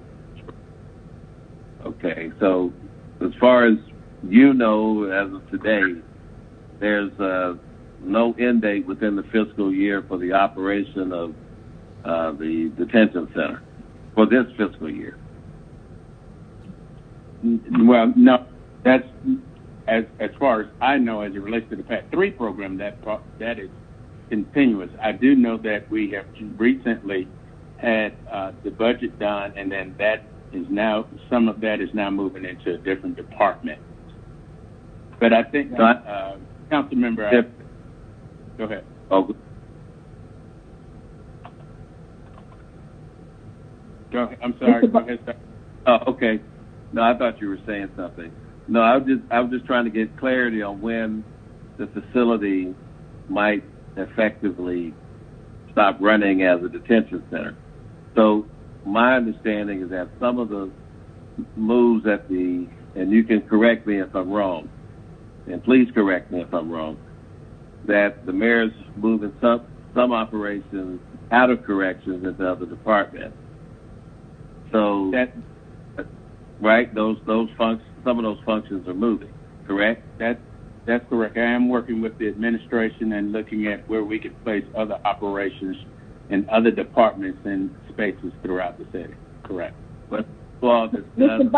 Bond, let me just say, some of the things you're asking is going to probably come up under our next presentation that you could contemplate, because we are going to be talking about what that looks like and some of the proposals also. Just want to let you know. Well, Madam Chair, I understand, but I see them as separate, because the board that work as volunteers to reimagine the use of the facility, they're not responsible for the day-to-day operation of the facility. And that's why I'm asking the chief the question that I'm asking. I mean, they've done good work as volunteers, but Chief Bryant's responsible for day-to-day operations. And so, Chief, as you talk to us today, have you been given an end date on the operation of that facility? I do not have a specific end date, Council Member.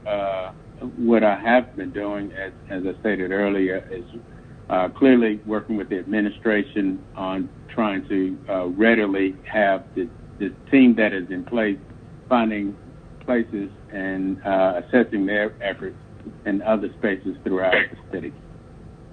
Okay, well, I'd like to ask you for two things, Chief, and thank you for your presentation.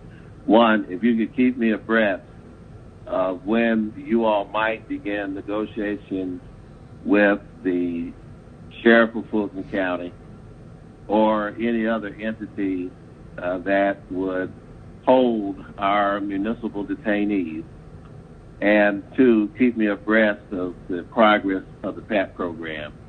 You know, that's a program that we've been nationally recognized for, and I would hate to see it be hindered in any way going forward. And I know it's going to be difficult to do that if we don't have a place to hold individuals or to accommodate individuals who are transferring out of state custody once the virus and things come back to normal. So if you could do that for me, I would appreciate it. And that would end my questions, Madam Chair.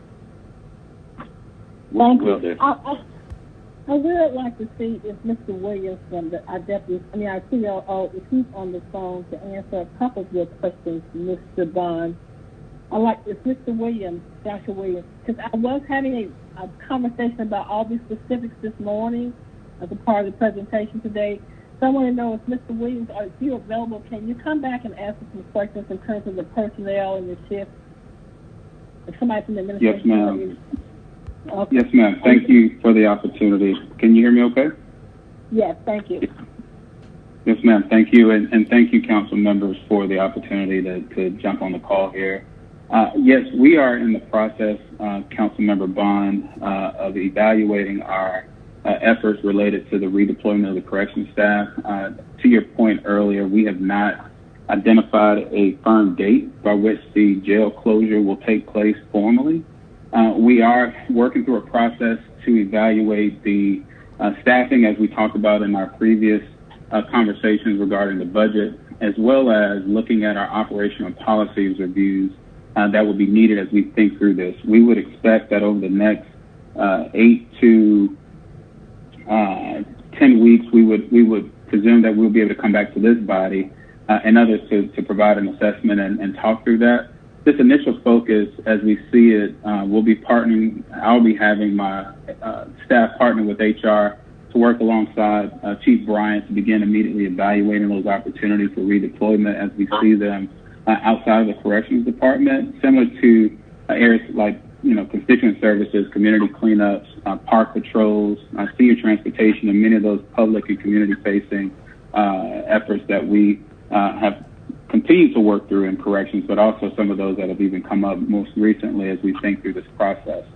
So we will come back to this body and be more thoughtful around that once we finalize that development, and then we'll be able to share more details at that time. Well, thank you, Mr. Williams. I'd like to ask you if you could do one more thing in addition to that. If you could give us a financial analysis of what cost or what cost savings may originate from your efforts, because a lot of constituents feel that they're able to take, the entire $18 million of the operation of the jail and just kind of move it someplace else. But if people aren't going to be laid off, if they're going to be redeployed, you obviously can't use that money. And if there are other pockets of money that are involved in the operation that will remain, you can't use that money.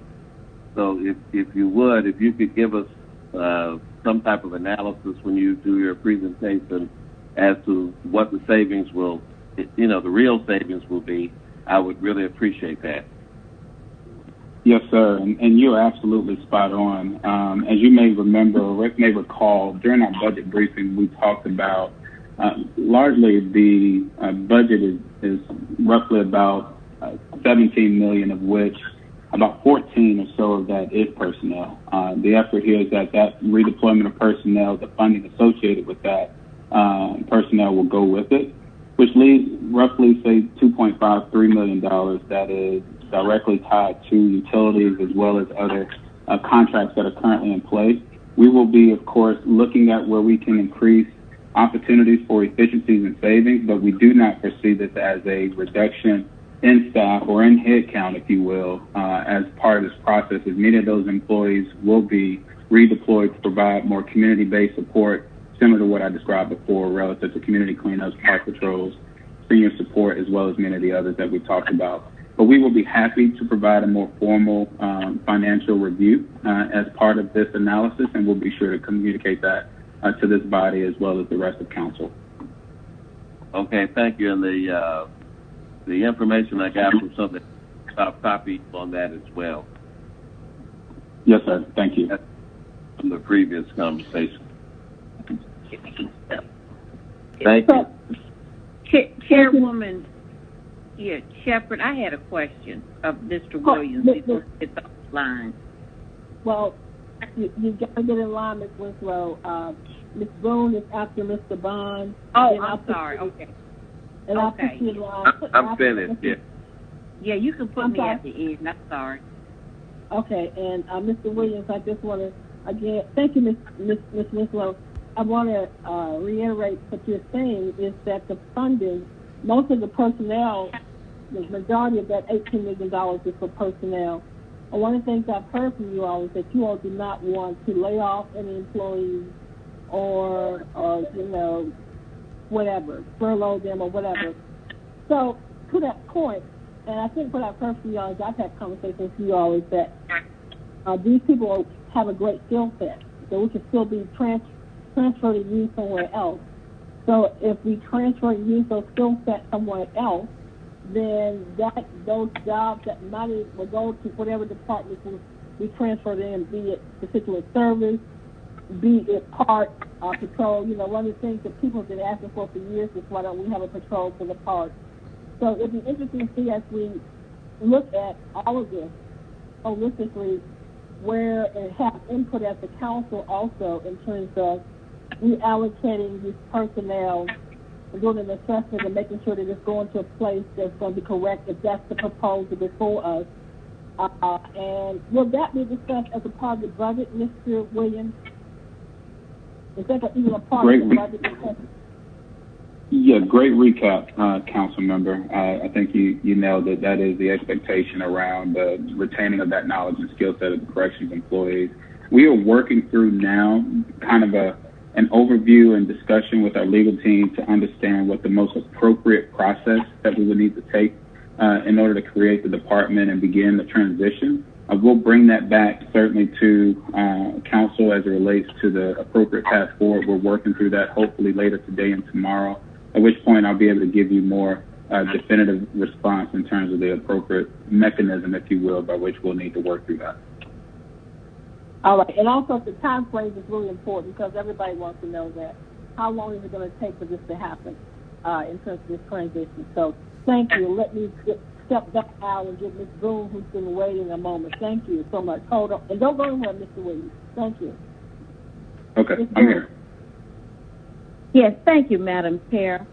And Chief, thank you so much. We're happy to have you back with us, and thank you for all of your efforts over the past few weeks with members of our community. I do have a question, trying to see if there is any way until we transition that we could start working with the Public Defender's Office and the Solicitor's Office to do some of those robust cleanups that we are used to from the Department of Corrections. Do things like work with all our main thoroughfares, our community leaders, and they also did some boarding of some of the homes. Is there any way we can do any of that while we're in transition? So, first of all, thank you for the kind words. While we were in the COVID space, what corrections were utilizing was state inmates to help do with the cleanups. But being that we're under COVID, there's no movement of inmates from one institution to the other. And so as soon as we can get out of this space, which we're working on our reopening and getting back into that space, once we get there, I imagine we'll clearly be able to do it. But as of now, we just have the inmates to be able to assist with doing that at this particular time. Well, thank you. I would like to keep that as a priority as we do begin to reopen. Thank you so much for your service. Thank you, Madam Chair. Thank you, Ms. Boone. Ms. Winslow. Yeah, and Madam Chair, you may have already asked my question of Mr. Williams. So let me understand. We have 174 staff people at the jail, and so most of them will be transitioned out to these other. Yes. And I think Park Patrol would be great if we can get, some help for the police department for parks. So I like that idea. So yes, ma'am. I'm sorry. Continue. Yeah, and I guess my concern is moving the money. I guess I'm trying to say is not that we're transitioning too fast, but want to make sure that these persons will still be employed, so that if we eliminate all the money from the jail fund, then how does that mesh with them still being employed? Because we've already passed well, we haven't passed the personnel budget, but the personnel budget has been presented to us. And I'm not imagining that any of these correction officers are in that personnel budget, are in that personnel paper. Is that correct, to go to other departments? So let me make sure that I clarify, and thank you for what you stated. So we are not, so I can be clear, we are not laying off any of our corrections employees as part of this process.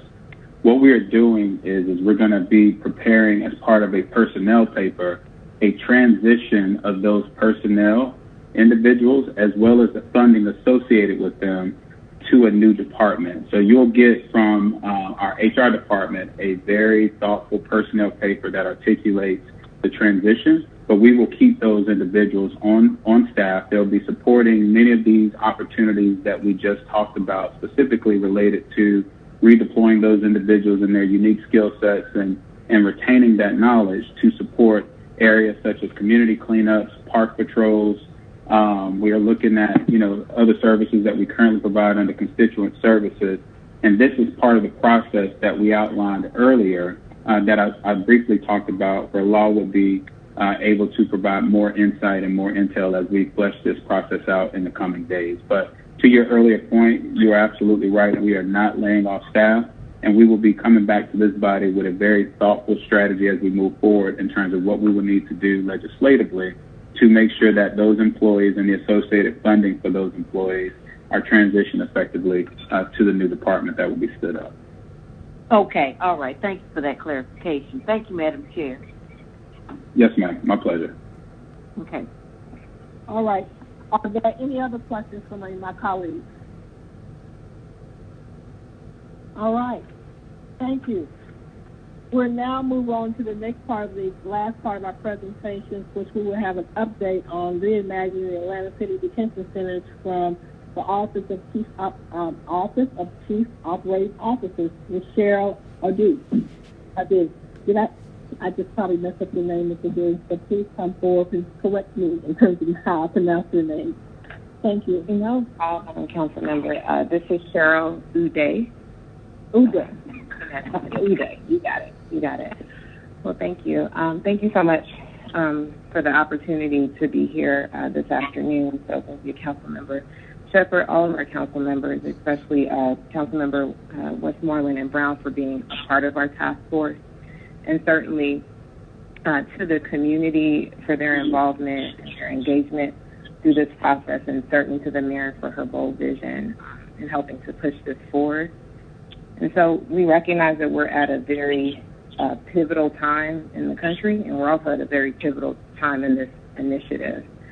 And this work, we know, is more critical and timely than ever. So the time that I'll spend here today is really going to be focused on reviewing the process and the progress of the task force made to date and in our current undertakings, as well as what we plan to do in terms of our next steps or how we plan to get there. And so my name again is Cheryl Uday, Senior Project Manager at the COO in the Mayor's Office, and I have with me on the line today who you'll hear from our Reimagining Atlanta City Detention Center Program Manager, Maria Russo, who's really been doing a lot of the on-the-ground work and integrating the many pieces of this initiative. So if we go ahead and go to slide 2, which is what is Reimagining ACDC. As you all, I'm sure, know, essentially it's a partnership between the city and the community to transform the facility into a center for equity and wellness. So we're really looking at what's possible to be done both with the facility and the space, as well as what's possible to be done to complement the community in terms of turning this into a social services hub that benefits those that have been impacted by a history of over-incarceration and so forth. In terms of, if we can go to the next slide, slide 3, the goals of the initiative. There are sort of 4 overarching goals that really drove the visioning and the process for this initiative, and that is to, again, eliminate the need for the facility as an arrest and processing center, to establish a dynamic and vibrant center for equity and wellness, And then the third, and I think one of the most important, is to really engage the community in this process, both internally through several of our city staff members, as well as over probably 50 or so stakeholders in the community who really got on the ground and helped to really drive the vision, the direction, and the programming, the vision for the programming. And then last, to really ensure that this initiative in and of itself, how it came to be and how we continued the process, was open and transparent throughout the process. And one of the things that we always talk about is that we always ensure that all of the documents, as well as recommendations and feedback that we've gotten from the community, are made available on our website, which we'll review today, so that the community is also keeping up to date with the process of this initiative. If we go on to slide 4, with the planning team. So in order to really to push the progress forward on this initiative that had essentially a multi-pronged strategy, several work streams, many efforts that span across the entire city, we really needed to engage a partnership, again, with the community. So on this slide 4, the planning team, you'll see some of our main community partners that we work with throughout the last 12 months. Racial Justice Action Center, Georgia Works, Women on the Rise, Design and Justice Designing Spaces, which is our actual design firm out of Oakland, California, Bloomberg Associates, who supported our project management throughout this initiative, as well as the Atlanta Fulton County pre-arrest diversion. And that really helped, I think, to ground us as a planning team, to ensure that we had varied experiences, voices, and expertise throughout the entire initiative. And that team, again, helped to drive all of the efforts, helped to plan all of our 5 task force meetings over the last year, and helped to just give us feedback along the way, and became, again, the voice of the community in this effort. Go on to slide 5. Sure many of you know this, but the mayor, in terms of the background, signed the legislation back in May of last year, so we just hit a year marker on this. That created this task force of 52 members, which spanned across our government leaders, our business leaders, many service providers, as well as our community members and more. That task force in and of itself came together over the course of this year to work to provide comprehensive recommendations for the future use of this space. And if we go on to slide 6, which outlines our 3 work groups. So a subsection of the task force of those 52 members were broken out into 3 work groups. And those work groups are program, building, and policy. Our program work group was really looking at what sort of programs and services throughout Atlanta that were actually doing really well, those that could be supplemented because maybe they're not as effective as they could be, and those that just really need more support. Or what is it in Atlanta that does not currently exist for populations that may be considered underserved during this time? Our building work group was really looking at the feasibility of what it is we can reimagine and what we can envision in terms of what is it that we can actually do with the building space, and then eventually what that would cost to do the various designs. And in our policy work group, spent several months engaging in national best practices and research scans, as well as looking at several of our city ordinances and our state statutes to really look at what is it that we could potentially repeal as an offense, what can we make civil, and just overall ways that we can decriminalize several acts that are tied to poverty, so that as we move towards this idea of a center for equity, we are also moving towards ensuring that we're moving towards a place of really serving our folks that are tied to poverty, and further reducing the population that may end up in jail without these efforts. So if we go on to slide 7, which is our comprehensive recommendations, again, this task force was working diligently over this year to come up with these recommendations about the space.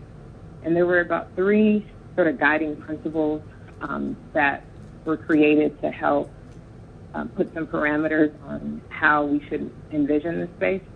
And again, it's a very bold initiative, and we have to create and define those parameters along the way. But the idea was that at least one of the designs that were to come forth would renovate and essentially repurpose the space. A second design would demolish and rebuild the space altogether. And then a third principle was that one of them would relocate the Center for Equity altogether. And then as we look at the phases of the initiative, so currently we are wrapping up phase 1, which is our preliminary feasibility analysis and conceptual design. And so what that essentially means is that over the last year, we led this really robust community engagement where we reached over 600 residents across the city to really get their ideas and their feedback as to what the space could be, how they want to be served as a community, and where they really want to see this go. And then that would essentially be conceptualized into the actual designs, which we'll show you today.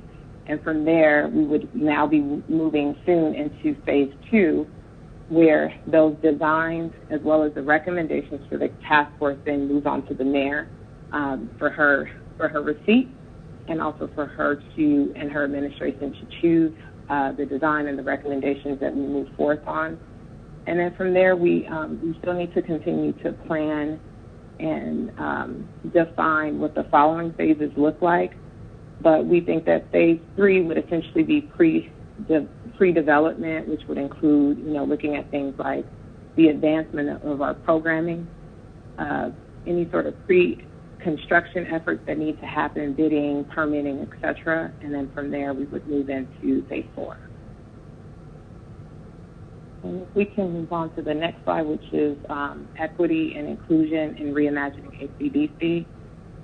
So we actually get this question, I think, a lot about how have we intentionally been equitable throughout the course of this engagement. And there's several things that we've done, and there's always, more ways that we can look to create further outreach as we move forward in this initiative. But one of the things that we've done is we've definitely tried to hold several of our community engagement events and events in general throughout the 4 quadrants of the city, or had representation on our body throughout the 4 quadrants of the city.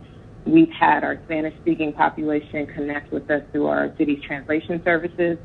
We've always made our materials available in advance for those requiring Braille services. And again, our community engagement through our listening sessions and our in-person stakeholder interviews have reached the following populations that you see here and more. So those experiencing homelessness, our formerly incarcerated individuals, our LGBTQ+ community, youth, civic organizations, faith-based community groups, neighborhood associations, and more. And every task force meeting was made open and available to the public, as well as broadcasted on Channel 26. And then the next slide, which is community engagement, which is always one of my, I think, favorite slides to show. This gives you a good sense of how the community came out to these task force meetings, as well as the community engagement events, and actually played a game so that we created this more hands-on, interactive engagement with them alongside our community partners, as well as Design and Justice Designing Spaces, who led these design games, where they were actually able to choose which services that they want to see in the Center for Equity, and then thinking through what, from those services, what areas and opportunities there might be to actually fund the different services that they would like to see in this facility. And so that's the overview of essentially what the last year has looked like. And I will go ahead and turn it now over to our full-time program manager, Maria Rousseau, to give you a status update of sort of where we are and where we're headed. Good afternoon, everyone. Thank you, Cheryl, for all of that information.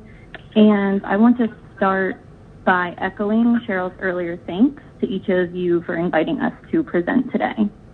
I also want to thank all of our community members and stakeholders for calling in and sharing comments and for being involved and engaged for over a year on this initiative.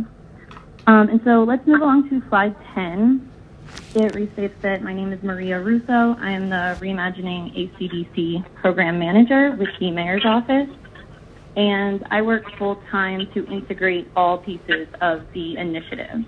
And so I'm going to be moving us through a status update on the initiative's accomplishments and progress to date. So moving along to slide 11, this is a high-level snapshot of the initiative's accomplishments to date. In May 2019, there was legislation signed to launch the Reimagining ACDC Task Force. And since that year, we have accomplished a large deal of progress. Much of this is the progress that Cheryl stated before, and I'll be moving through some of what that has accomplished. And through an extensive community engagement process, we have engaged over 600 residents and Atlantans across the city. This included engagement with formerly incarcerated people, youth, the LGBTQ community, the faith community, and many other community groups and individuals along the way. We have also engaged a large range of internal and external partners in a variety of ways. One of the ways was through the holding of 5 task force meetings across various quadrants of the city. So we held some of those in City Hall, at Grace United Methodist Church in Midtown, at Atlanta Technical College in Southwest Atlanta, and at each of those we saw over 100 people in attendance to really come out and share their thoughts on what this initiative should be sure to include. We also accomplished a great deal of work group accomplishments, as Cheryl stated, from the policy, program, and building work groups, and I will be reviewing what each of those work groups accomplished. So that leads me to slide 12, which is an outline of the policy work group recommendations. The policy work group was responsible for assessing the decriminalization feasibility for over 50 city ordinances and state statutes. That collaborative group worked to generate policy recommendations to further reduce the detention population from what we have already reduced this far. They came up with recommendations in 3 areas. One of the areas being recommendations in relation to city code, the second area being recommendations in relation to state statutes, and the third area being recommendations to municipal responsibilities that will need to shift based on the legislative recommendations in category 1 and 2. And we'd like to take this moment to share that more information and specifics on this document of policy work group recommendations can be found on our website, which is reimaginingacdc.org. We will show that on the screen later in the presentation. And these recommendations will also be included in the task force report that is forthcoming. Moving on to slide 13. This is the second work group of the 3, the program work group. And their outlined task was to hold extensive discussion to define what the core programmatic focus areas of the Center for Equity and the Reimagining ACDC initiative as a whole need to be. And in order to do this, they engaged in an in-depth needs assessment with over 50 stakeholder interviews and service provider interviews for people who are in the field each and every day. They decided on based on a long process of reviewing priorities and principles, they came up with 4 top focus areas, being housing and homelessness, justice reform, employment and financial empowerment, and health, behavioral health, and mental health. You'll see those focus areas on the left side of the screen. Those led to recommendations for what the center will need to hold. They recommend a center that is holistic, multi-service, and holds a range of housing opportunities. As we know, this is a great need in Atlanta. They also recommended being a space of community hope and inspiration where most directly impacted people can come and feel a sense of belonging. And moving along to slide 14, last but not least, our building work group produced recommendations following a full assessment of the current building conditions, what this building currently looks like and holds, and what the design possibilities would be in regards to reimagining that physical space. And so on slide 14, you will see the 4 designs, one of which being an equity podium, one of which being a downtown anchor, one of which being a center for equity campus, and the 4th being distributed equity. The first, the equity podium, is a recommendation to have a half build out of the current building. This would allow for lower development costs, and they recommend using the other half for things that would not need a build out, such as technical spaces that would not have people working out of them. The second option, the downtown anchor, suggests a full renovation of the current building. The third option is a center for equity campus, in which we would demolish the current building in that space and rebuild new buildings on that same land. And the 4th option of the design options is distributed equity, where we would relocate services to different areas across the city. As you can see at the bottom of slide 14, these are the initially estimated development costs.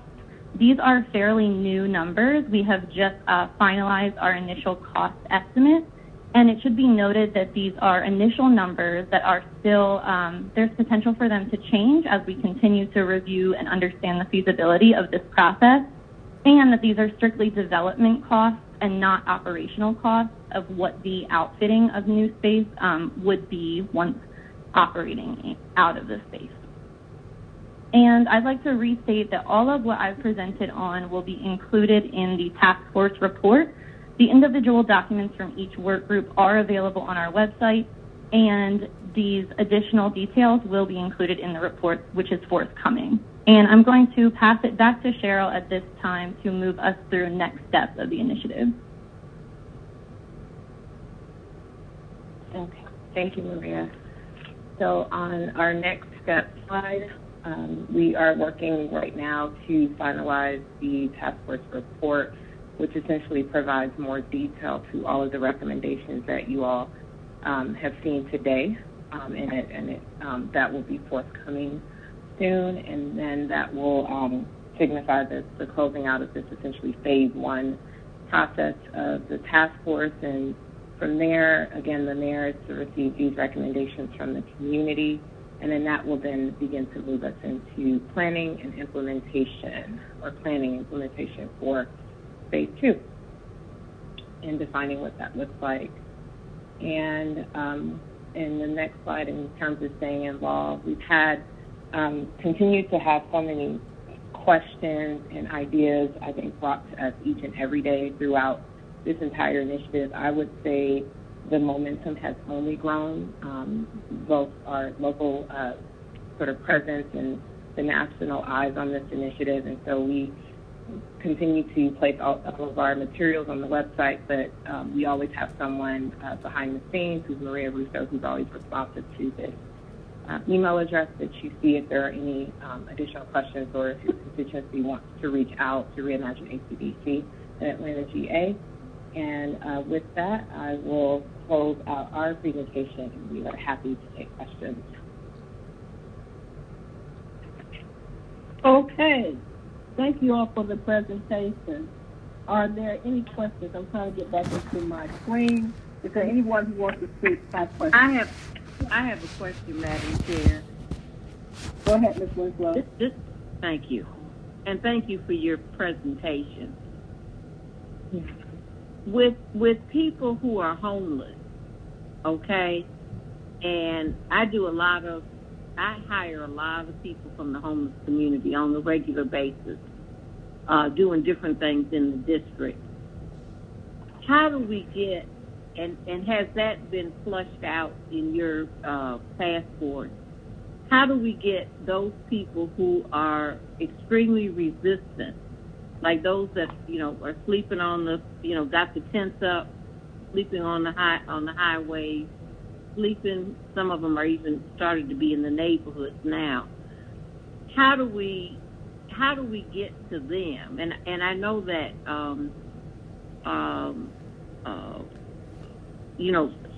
the city is already working on that. But those are the hardcore people that people see every day as we drive through the city of Atlanta. And they say that it takes 20 touches. Maybe with these folks it takes 40 touches. I don't know, to encourage them. So how do you encourage, and I'm asking a philosophical question probably, how is there some city that you've looked at that has the same problem and they've been able to overcome it? So that's my question. Because I think it's great that we can have a program, but if the people are still out there in the tent, then how do we get them to come in? What is the carrot and the stick? You know, I think you're absolutely right, and I thank you, Councilmember, for asking that question, because I think it's still one that we continue to grapple with, and I think that it's also one that we need to continue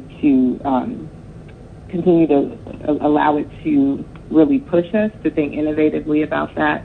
In terms of what we've done internally is we actually had our pre-arrest diversion groups. And let me say it this way. I'll lead by saying I think that's where partnerships are critical. As you know, the City of Atlanta does not have jurisdiction over all, social services throughout the metro area. And so that's where our community partners have been critical in this. And so we had our pre-arrest diversion actually do a pretty extensive homelessness survey prior to standing up this task force. And they were able to show us directly feedback and comments from those who had experienced homelessness or were continuing to experience homelessness in order for that to guide some of our thinking around this. And then we've also done, through the span of our 50 stakeholder interviews, several of our partnerships and our community-based organizations were also serving the homeless population primarily. So we've interviewed actual practitioners who work and run homeless shelters.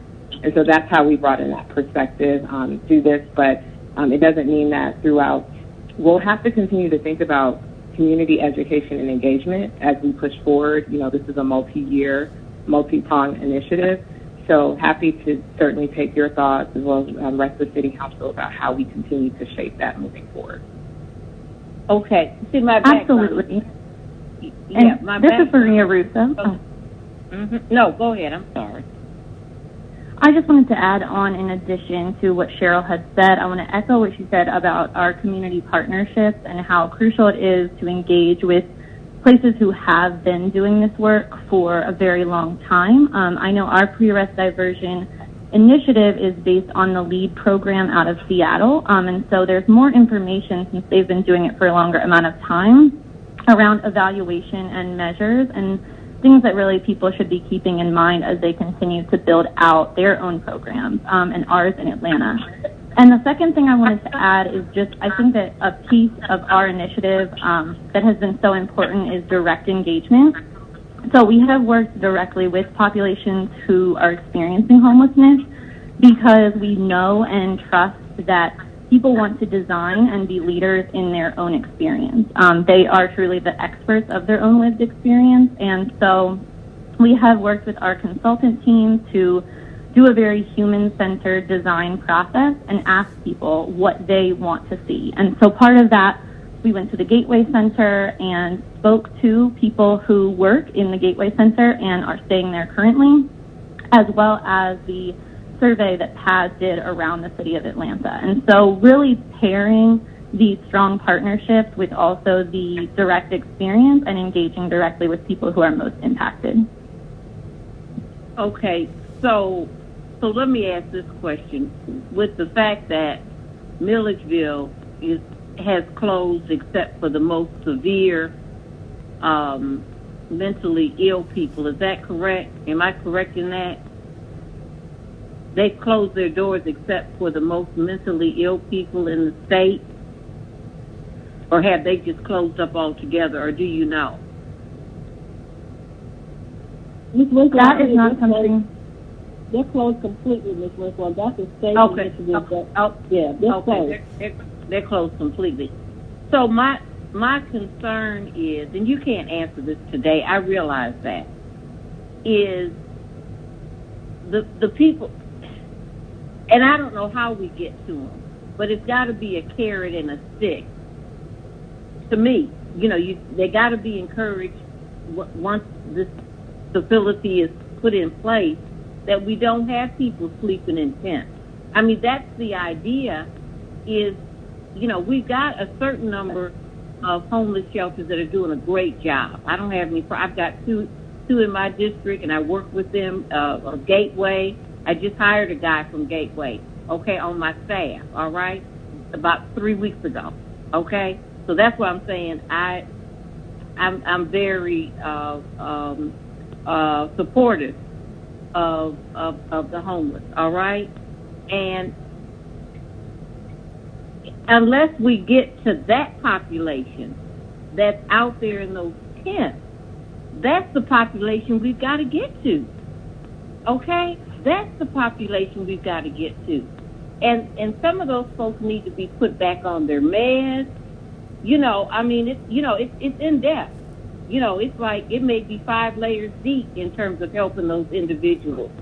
So the people that are in the shelters, a lot of them are, they have services. On that second floor Gateway, they got services. The Peter Street shelter, when you go into that facility, they have when you come in, you got to get in their program, okay? You got to do certain things, okay, in terms of alcoholism and drug abuse.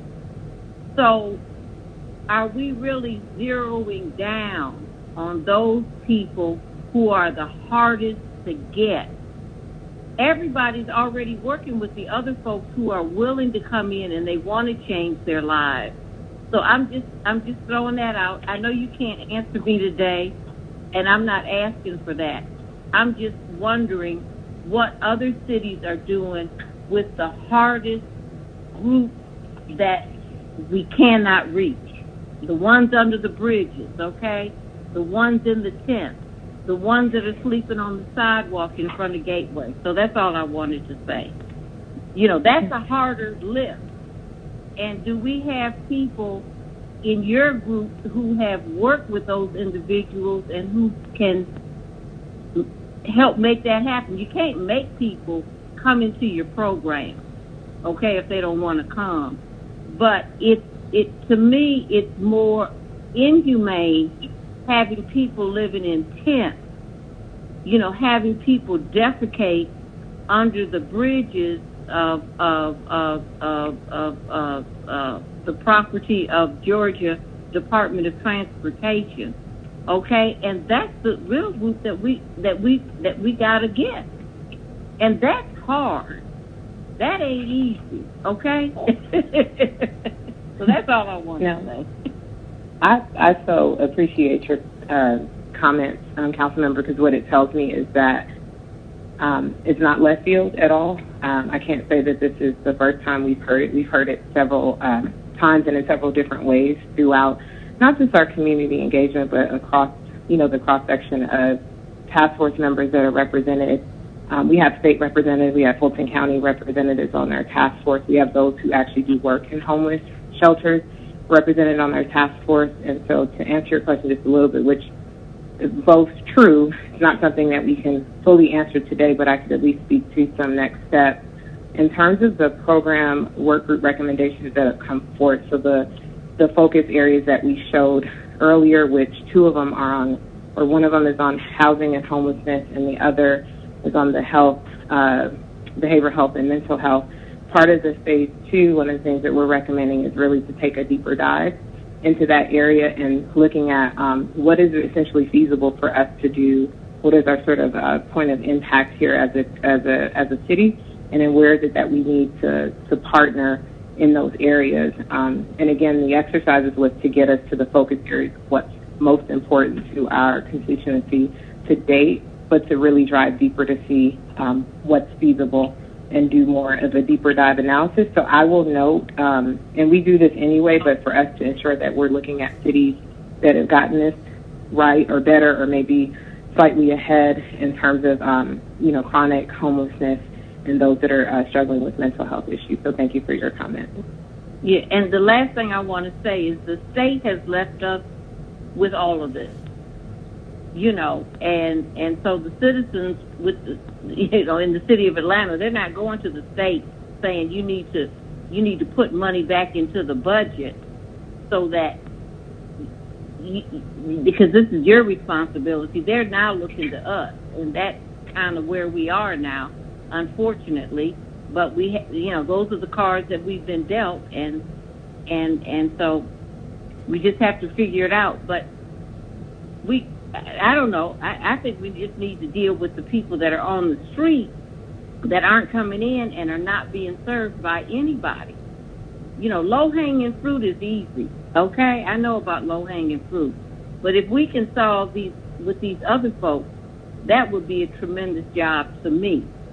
As you're saying that'd be a tremendous job to the city of Atlanta for those people who have been put out of the mental institutions.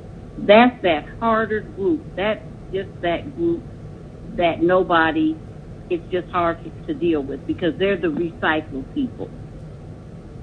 In and out. Okay, I'm done. Thank you, Madam Chair, and thank you for listening. Thank you, Ms. Winslow. And I believe we have one more speaker, and that's Mr. Bond. And after that, we're going to try to move on with the agenda. We've got a lot to do. Mr. Bond.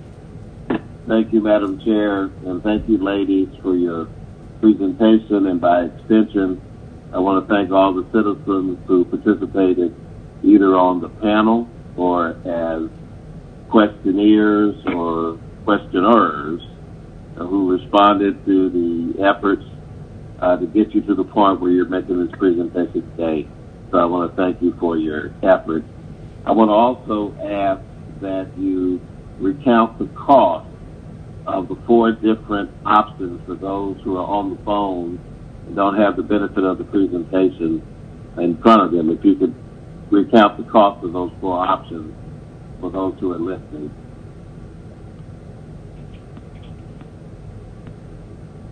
Absolutely. This is Maria Russo, and I would be happy to do that. I'm going to ask that we, if we can flip back to slide 14, we could, or I can just read it out loud. First design. I'm just talking for dialed in and don't have the presentation in front of them. Okay, perfect. The first design proposal is an equity podium. That was the half build-out that I spoke about. And that initially estimated development cost is just over $40 million. The second design is the downtown anchor, which is a full build-out, and the initially estimated development cost of that is $65 million. The Center for Equity campus, which would involve demolition and rebuild on the same site, that initially estimated development cost is $108 million. And the distributed equity, which is the relocation of services across the city of Atlanta, that is actually an undetermined cost to date. We need to do more research around how many sites we would need and where exactly those would fall. This design option is actually something that came up as a 4th option throughout our community engagement process. We had a lot of people asking why we were only considering the space where the ACDC currently is. And so this is a design option that came out of that request. So more information and research will be needed to determine costs for that 4th design. May I ask if, yes, that answers my question, that part of the question. What I'm trying to get to is the financing of the first 3 options. Did your committee look at how the city would pay to do this for any or all of those options? So this is Cheryl Uday. So that's actually going to move into our phase 2 of the initiative, where we'll be looking at opportunities that may be available for financing. What the phase 1 was really around the community engagement piece and doing sort of the research and best practice scan.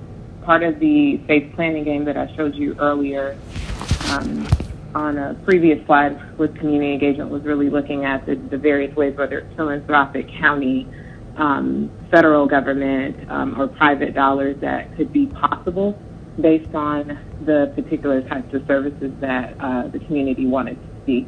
But at this point, what I do know is that that would be part of the financial feasibility would be part of the phase 2 of the initiative. When do you think you'll have that completed? The phase 2 estimate of the financing?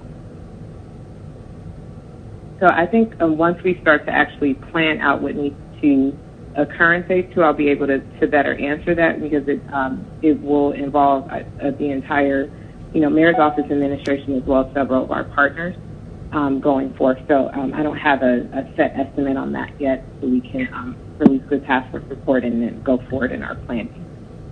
I don't know if anybody else on the call wants to speak to that. Did anybody else speak to that?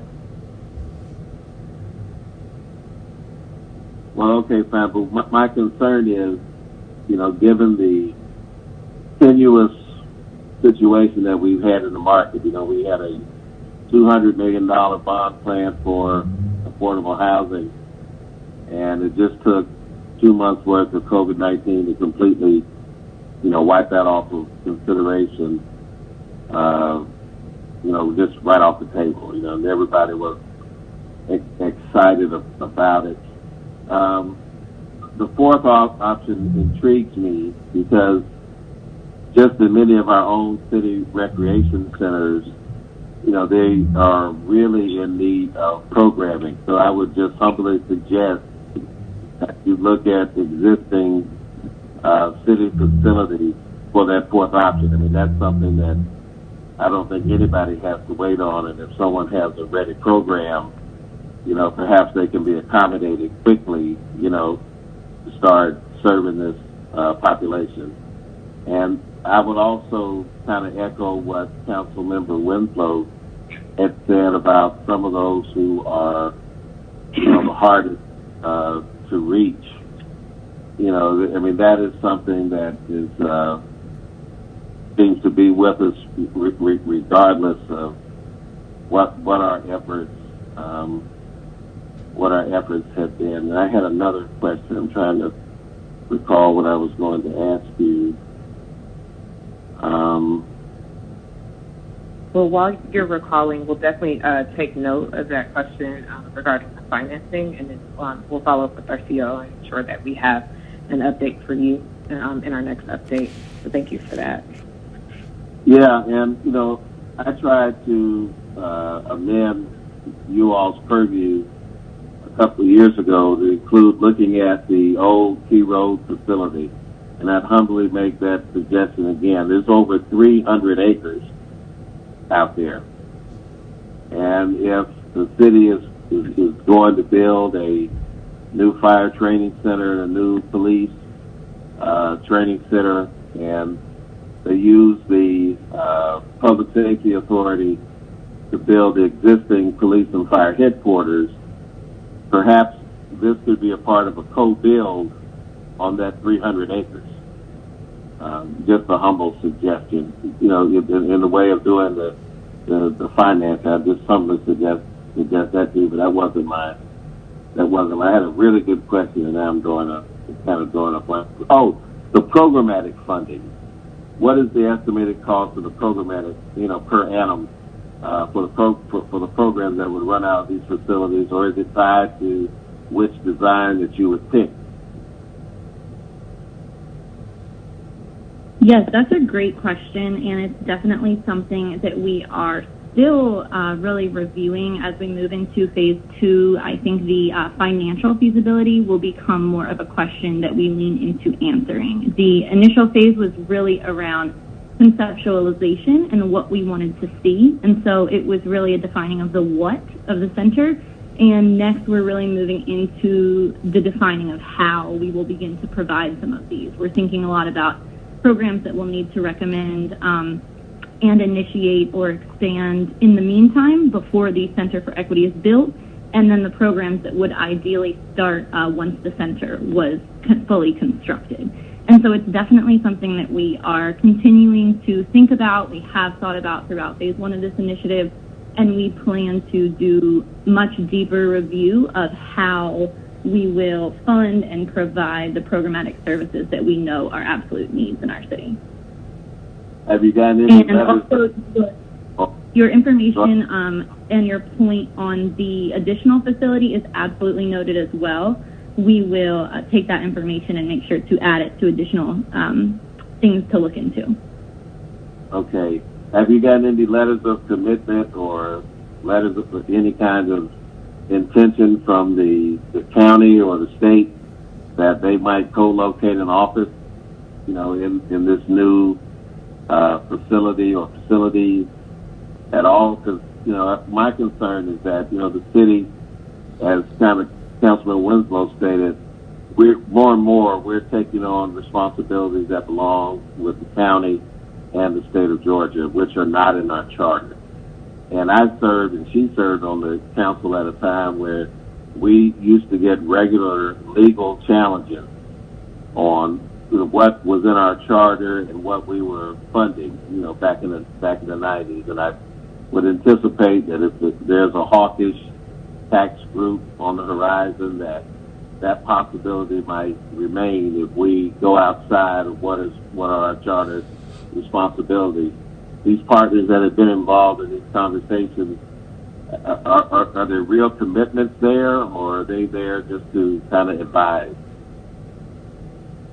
Thank you so much, Councilmember, for your additional question. The phase one of this initiative was really not a time where we were looking to take commitments from any partners. Like I said, we were really just conceptualizing ideas for what some of the priorities needed to be. I will say that we had both state and county representatives on our task force who were extremely involved, extremely committed to this work.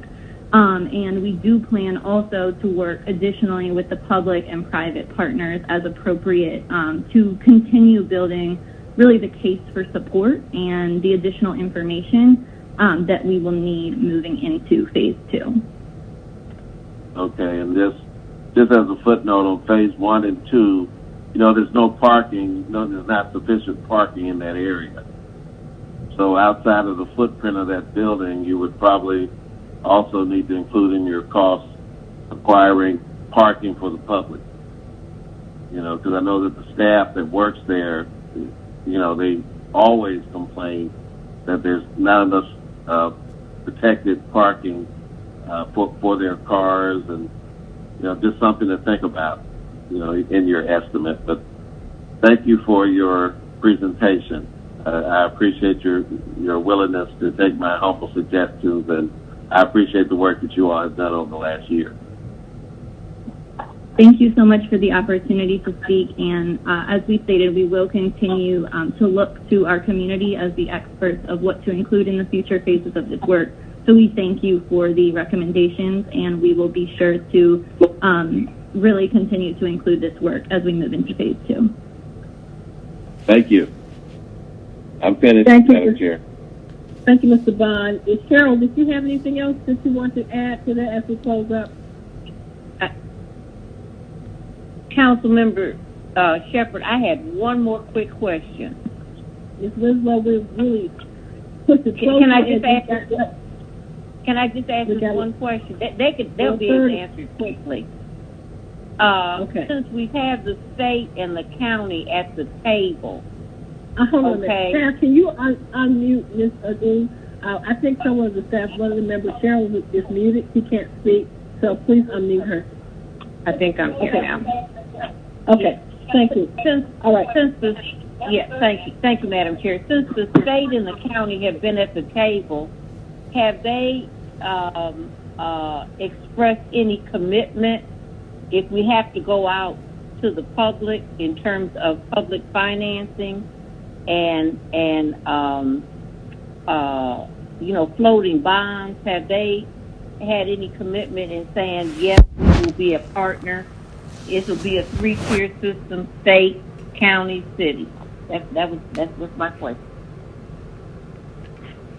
This is Cheryl Uday. So again, I think that's the part of the stage 2 planning. We actually hadn't gotten to that level of questioning. Their commitments have been just that they'll continue to be engaged and continue to support throughout this initiative. So I understand. That's why I asked that question. Yeah, I understand. I mean, it'd be nice if they put some money up, but anyway.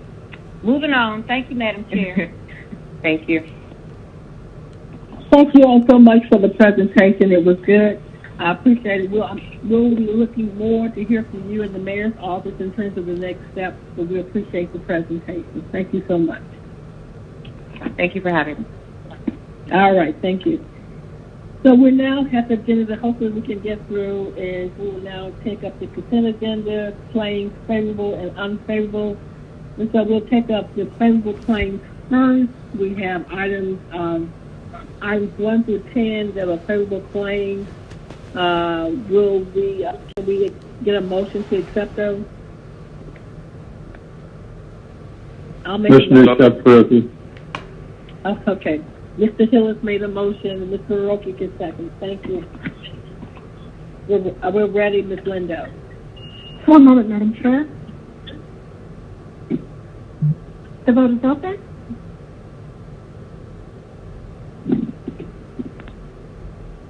And Madam Chair, I've got to vote by phone, so I vote in favor. Okay. Okay, please count Ms. Winslow as yay.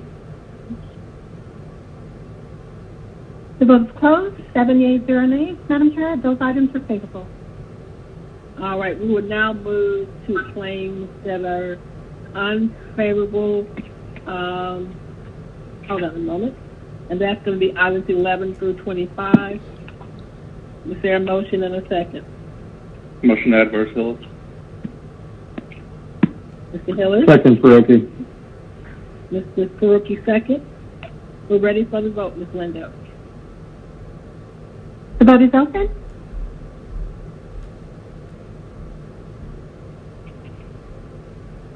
I'm in favor, Madam Chair. Thank you, Ms. Winslow. Please count her as a yay. Will do. A moment.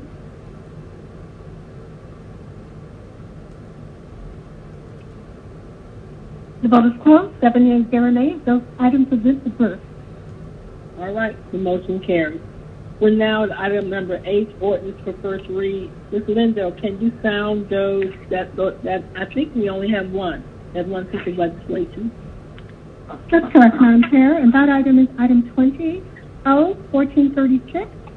This is an ordinance by Public Safety and Legal Administration Committee authorizing the mayor or her designee to accept a grant from the state of Georgia, sub-grant funded from the federal fiscal year 2019 State Homeland Security Grant Program for the purpose of building and enhancing community capabilities in Homeland Security on behalf of the Department of Fire and Rescue, and to amend the 2020 Intergovernmental Grant Fund budget of fire by adding to anticipation and appropriation the amount of $64,105.00 and for other purposes. All right, and we did not have to take a vote on that. We just read it in as a first read. We're now under our regular agenda ordinances for second read. And I believe this is item number 2, and I believe there's going to be a substitute. But go ahead, Ms. Lindo, and read it in. Yes, Madam Chair. This is ordinance 20-1361. This is an ordinance by Council Members Justin Hillis, Joyce M. Shepard, Andre Dickens, Amira Kuroki, Julia Winslow, Carla Smith, Marcy Collier Overstreet, Andrea Boone, Howard Ship, Debbie Masakai, Antonia Brown, Jennifer N. Ide, Michael Julian Bond, Nala M. Archibald, and Matt McFarland to amend Chapter 150, Traffic and Vehicles, Article 3, General Rules of Vehicle Operation, to add Section 150-73 to be entitled Street Racing and Reckless Driving Exhibitions to set penalties for violations and for other purposes. And Madam Chair, you are correct. There is a substitute that's been distributed, and that would change in the caption, add the Section 153 to be entitled Non-Driver Participation in Street Participation in Reckless Driving Exhibitions. It would also remove language concerning the filming and photography, and also they changed the legislation by only making sure that the law is applicable only to non-driver conduct, as well as adding clarification that you must be a participant and active in the prohibition in order to be in violation. Thank you. Thank you. Mr. Hill, would you like to speak to this, please? Yes, Madam Chair. So Ms. Lindo did a good job of describing the changes that myself and the law department have made, but I'll just rehash those. If we remove the language about filming and photography, but just to be very clear, in light of comments received today and at the council meeting last week, this ordinance never has nor would it prohibit filming of police officers and their conduct. The language that was in, or currently is in the legislation before we substituted it, would have applied to filming the illegal event of street racing. But we are removing that language, so it is absolutely clear. Then also we did remove any reference to driver conduct, because that is already covered and illegal under state law, and made it added language to make it clear that participation must be active and knowing, and that prohibition does not apply if you're merely passing by or observing. So with that, I'll make a motion to bring forth the substitute. Okay. All right. Second, Perosi. Thank you. We're ready for the vote. The motion was to bring forth the substitute. And I'm sorry, was there someone else who wants to speak on this? Or we can wait until we bring the substitute forth if anybody else wants to speak. Why don't we bring the substitute forth first? Unless somebody wants to speak on the substitute. All right. The motion is to bring the substitute forward. And a second. We're ready for the vote, Ms. Linda. The vote is open. Winslow in favor. Thank you, Ms. Winslow. The vote is closed. 7 yeas, 0 nays. The substitute is on the floor. So, Mr. Hillis, are you going to contemplate holding this for another cycle, or where are we now? One of the things I thought about possibly was, go ahead. Yes, Madam Chair. To have further discussions about this legislation, I would like to hold, to allow those to happen, so I'll make a motion to hold this. So we're going to hold it. Would you recommend sending it out to the MPU for input? I mean, that's not really. I mean, I'd rather just hold it and have some discussions with law and the administration first as to how we move forward. Okay. At this time. All right. Winslow, second. Okay, so the motion is to hold, and the second by Ms. Winslow. We're ready for the vote. The vote is open.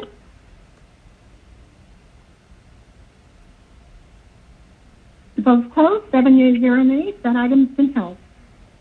All right, thank you. The motion carries. So we will now move to item number 3. Could you sound that, Ms. Lindo? Yes, Madam Chair. That's Ordinance 20-1373. This is an ordinance by Public Safety and Legal Administration Committee amending the 2020 Intergovernmental Grant Fund budget, Department of Police, by adding 2 anticipations and appropriations in the amount of $1,308,996 for the 2020 Coronavirus Emergency Supplemental Fund Program to support law enforcement agencies from U.S. Department of Justice, Bureau of Justice Programs, and Bureau of Justice Assistance, and for other purposes. All right. Are there any questions? Is there a motion? Motion to approve on my part. Second by Winslow. Thank you. There's a motion and a second. Ms. Lindo, we're ready for the vote. The vote is open.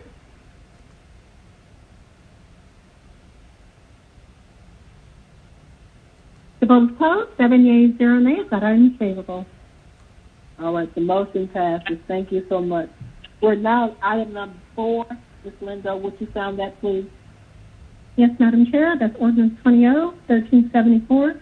This is ordinance by Public Safety and Legal Administration Committee authorizing the city to enter into a memorandum of understanding with the state of Georgia and ratifying prior execution of same to provide for the payment of public safety expenditures through the Urban Area Security Initiative, the USA Homeland Grant Program, on behalf of the Atlanta Police and Fire Departments in the amount of $380,335.86 for purchase of equipment to enhance regional response to terroristic attacks and all hazard responses and for other purposes. All right. Is there a motion? Winslow moves approval. Ferrocchi, second. Okay. Motion by Ms. Winslow, second by Mr. Ferrocchi. Ms. Lindo, we're ready for the vote. One moment. The vote is open, Madam Chair.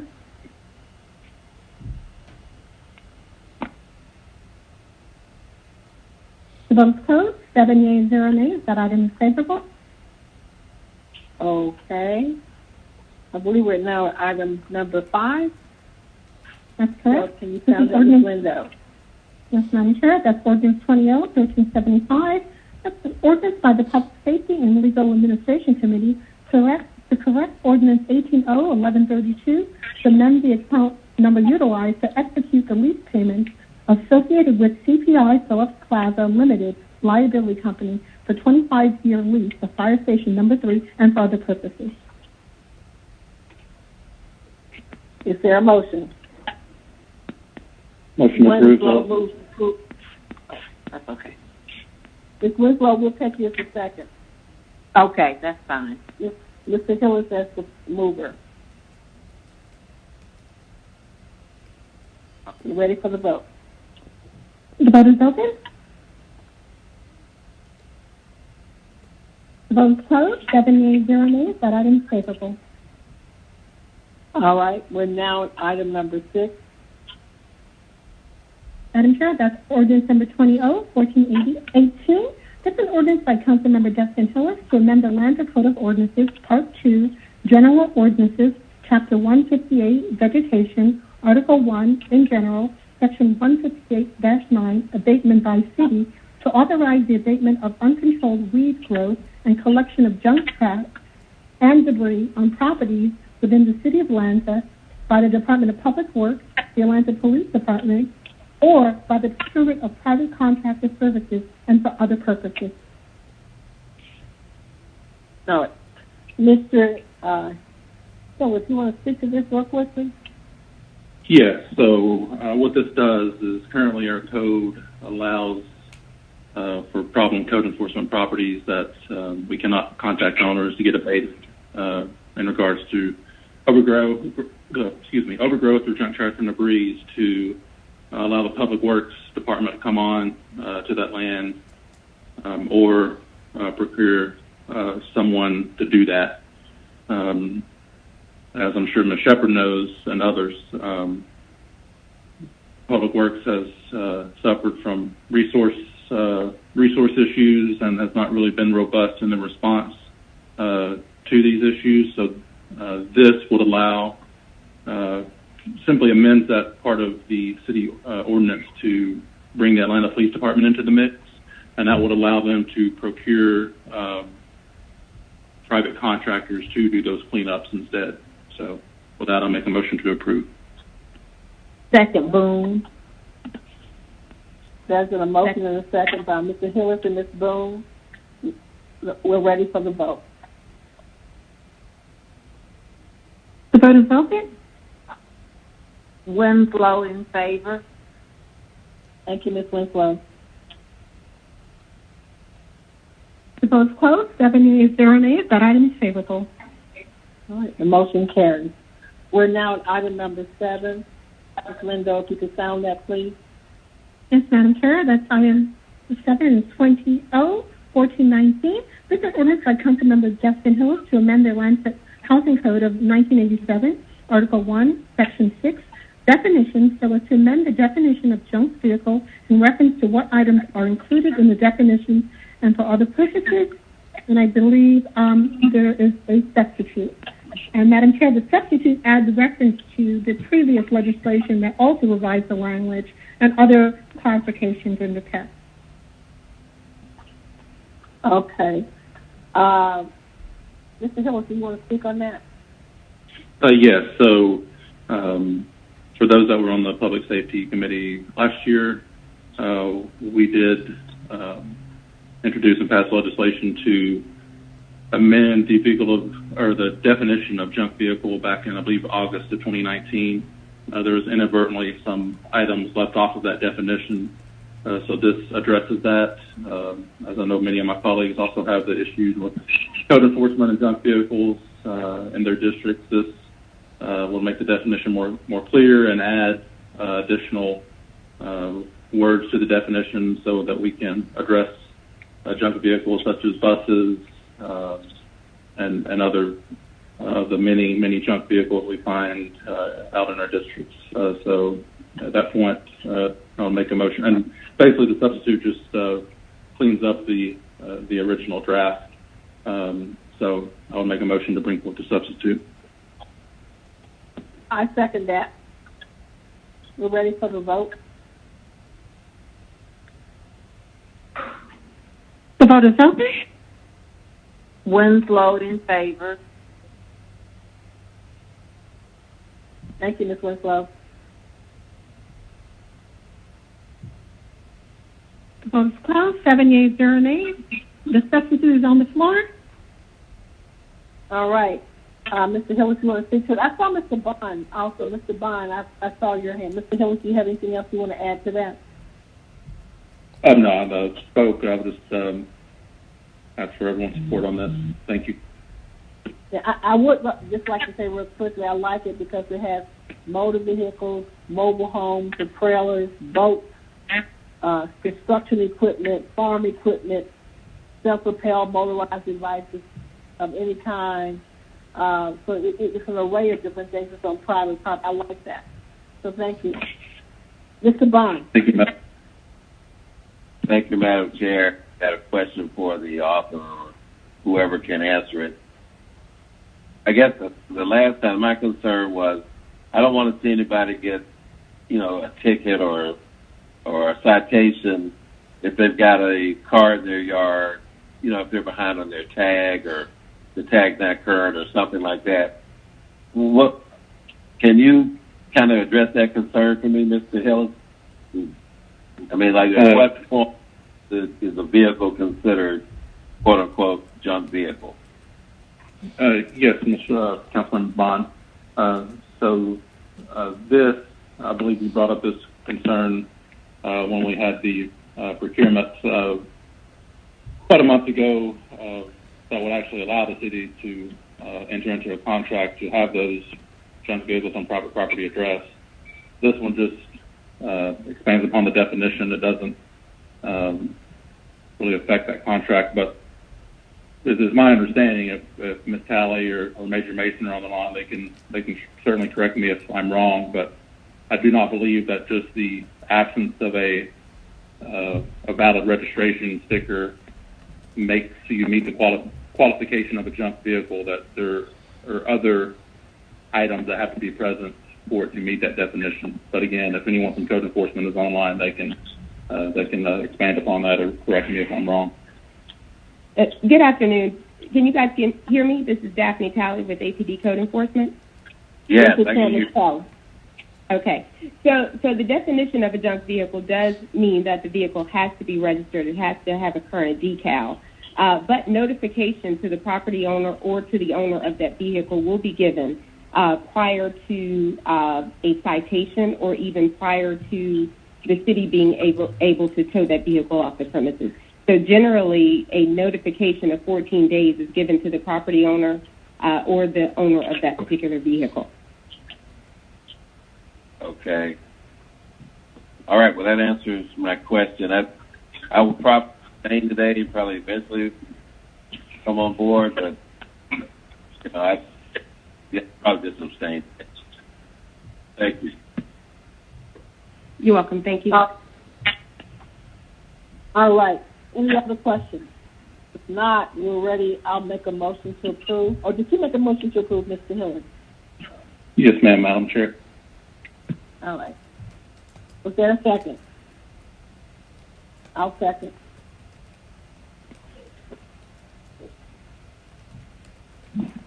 We're ready for the vote.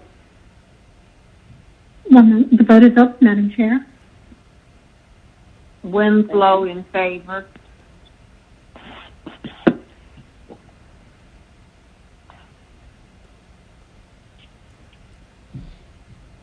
The vote is closed. 6 yeas, 1 abstention. That item is favorable on substitute. All right. Thank you. We're now down to resolutions item number 8. Ms. Linda, can you sound that, please? Yes, Madam Chair. That's item number 8. That's 20R 4011.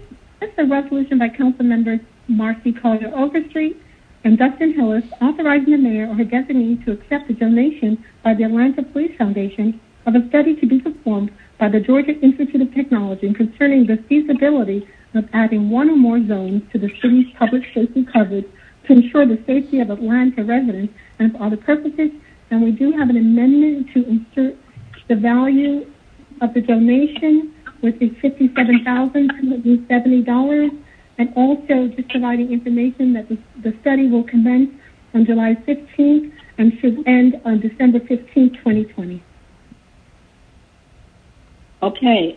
A motion to bring the amendment forward. So moved. Here. Okay. Well, I heard several people. We'll take Ms. Winslow since she's out there. Okay, thank you. Without a computer. Thank you. Thank you. I'm handicapped today. Right. We're ready for the vote, Ms. Linda. Okay. The vote is open.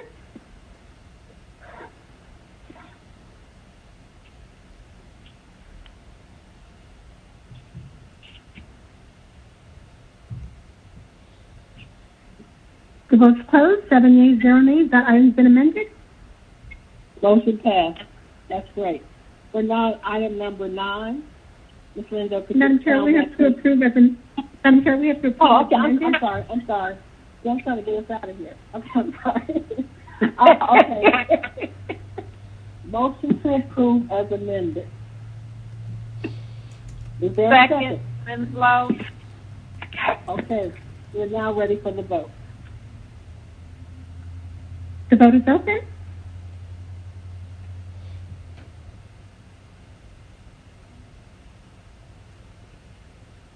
The vote is closed. 7 yeas, 0 nays. That item is favorable as amended. All right. Now we're item number 9, Ms. Lindo. Yes, Madam Chair. That's Resolution 20R 4044.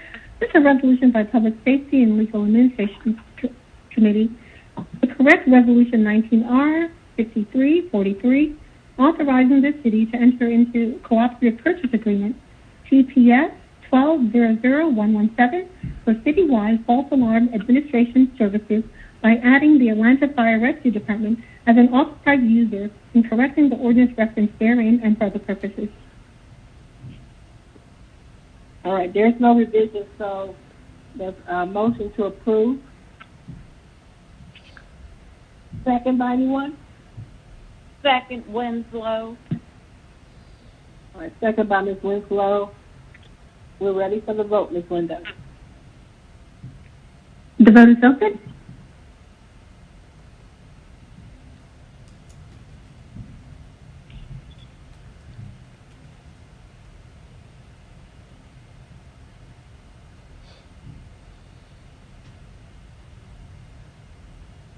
The vote's closed. 7 yeas, 0 nays. That item is favorable.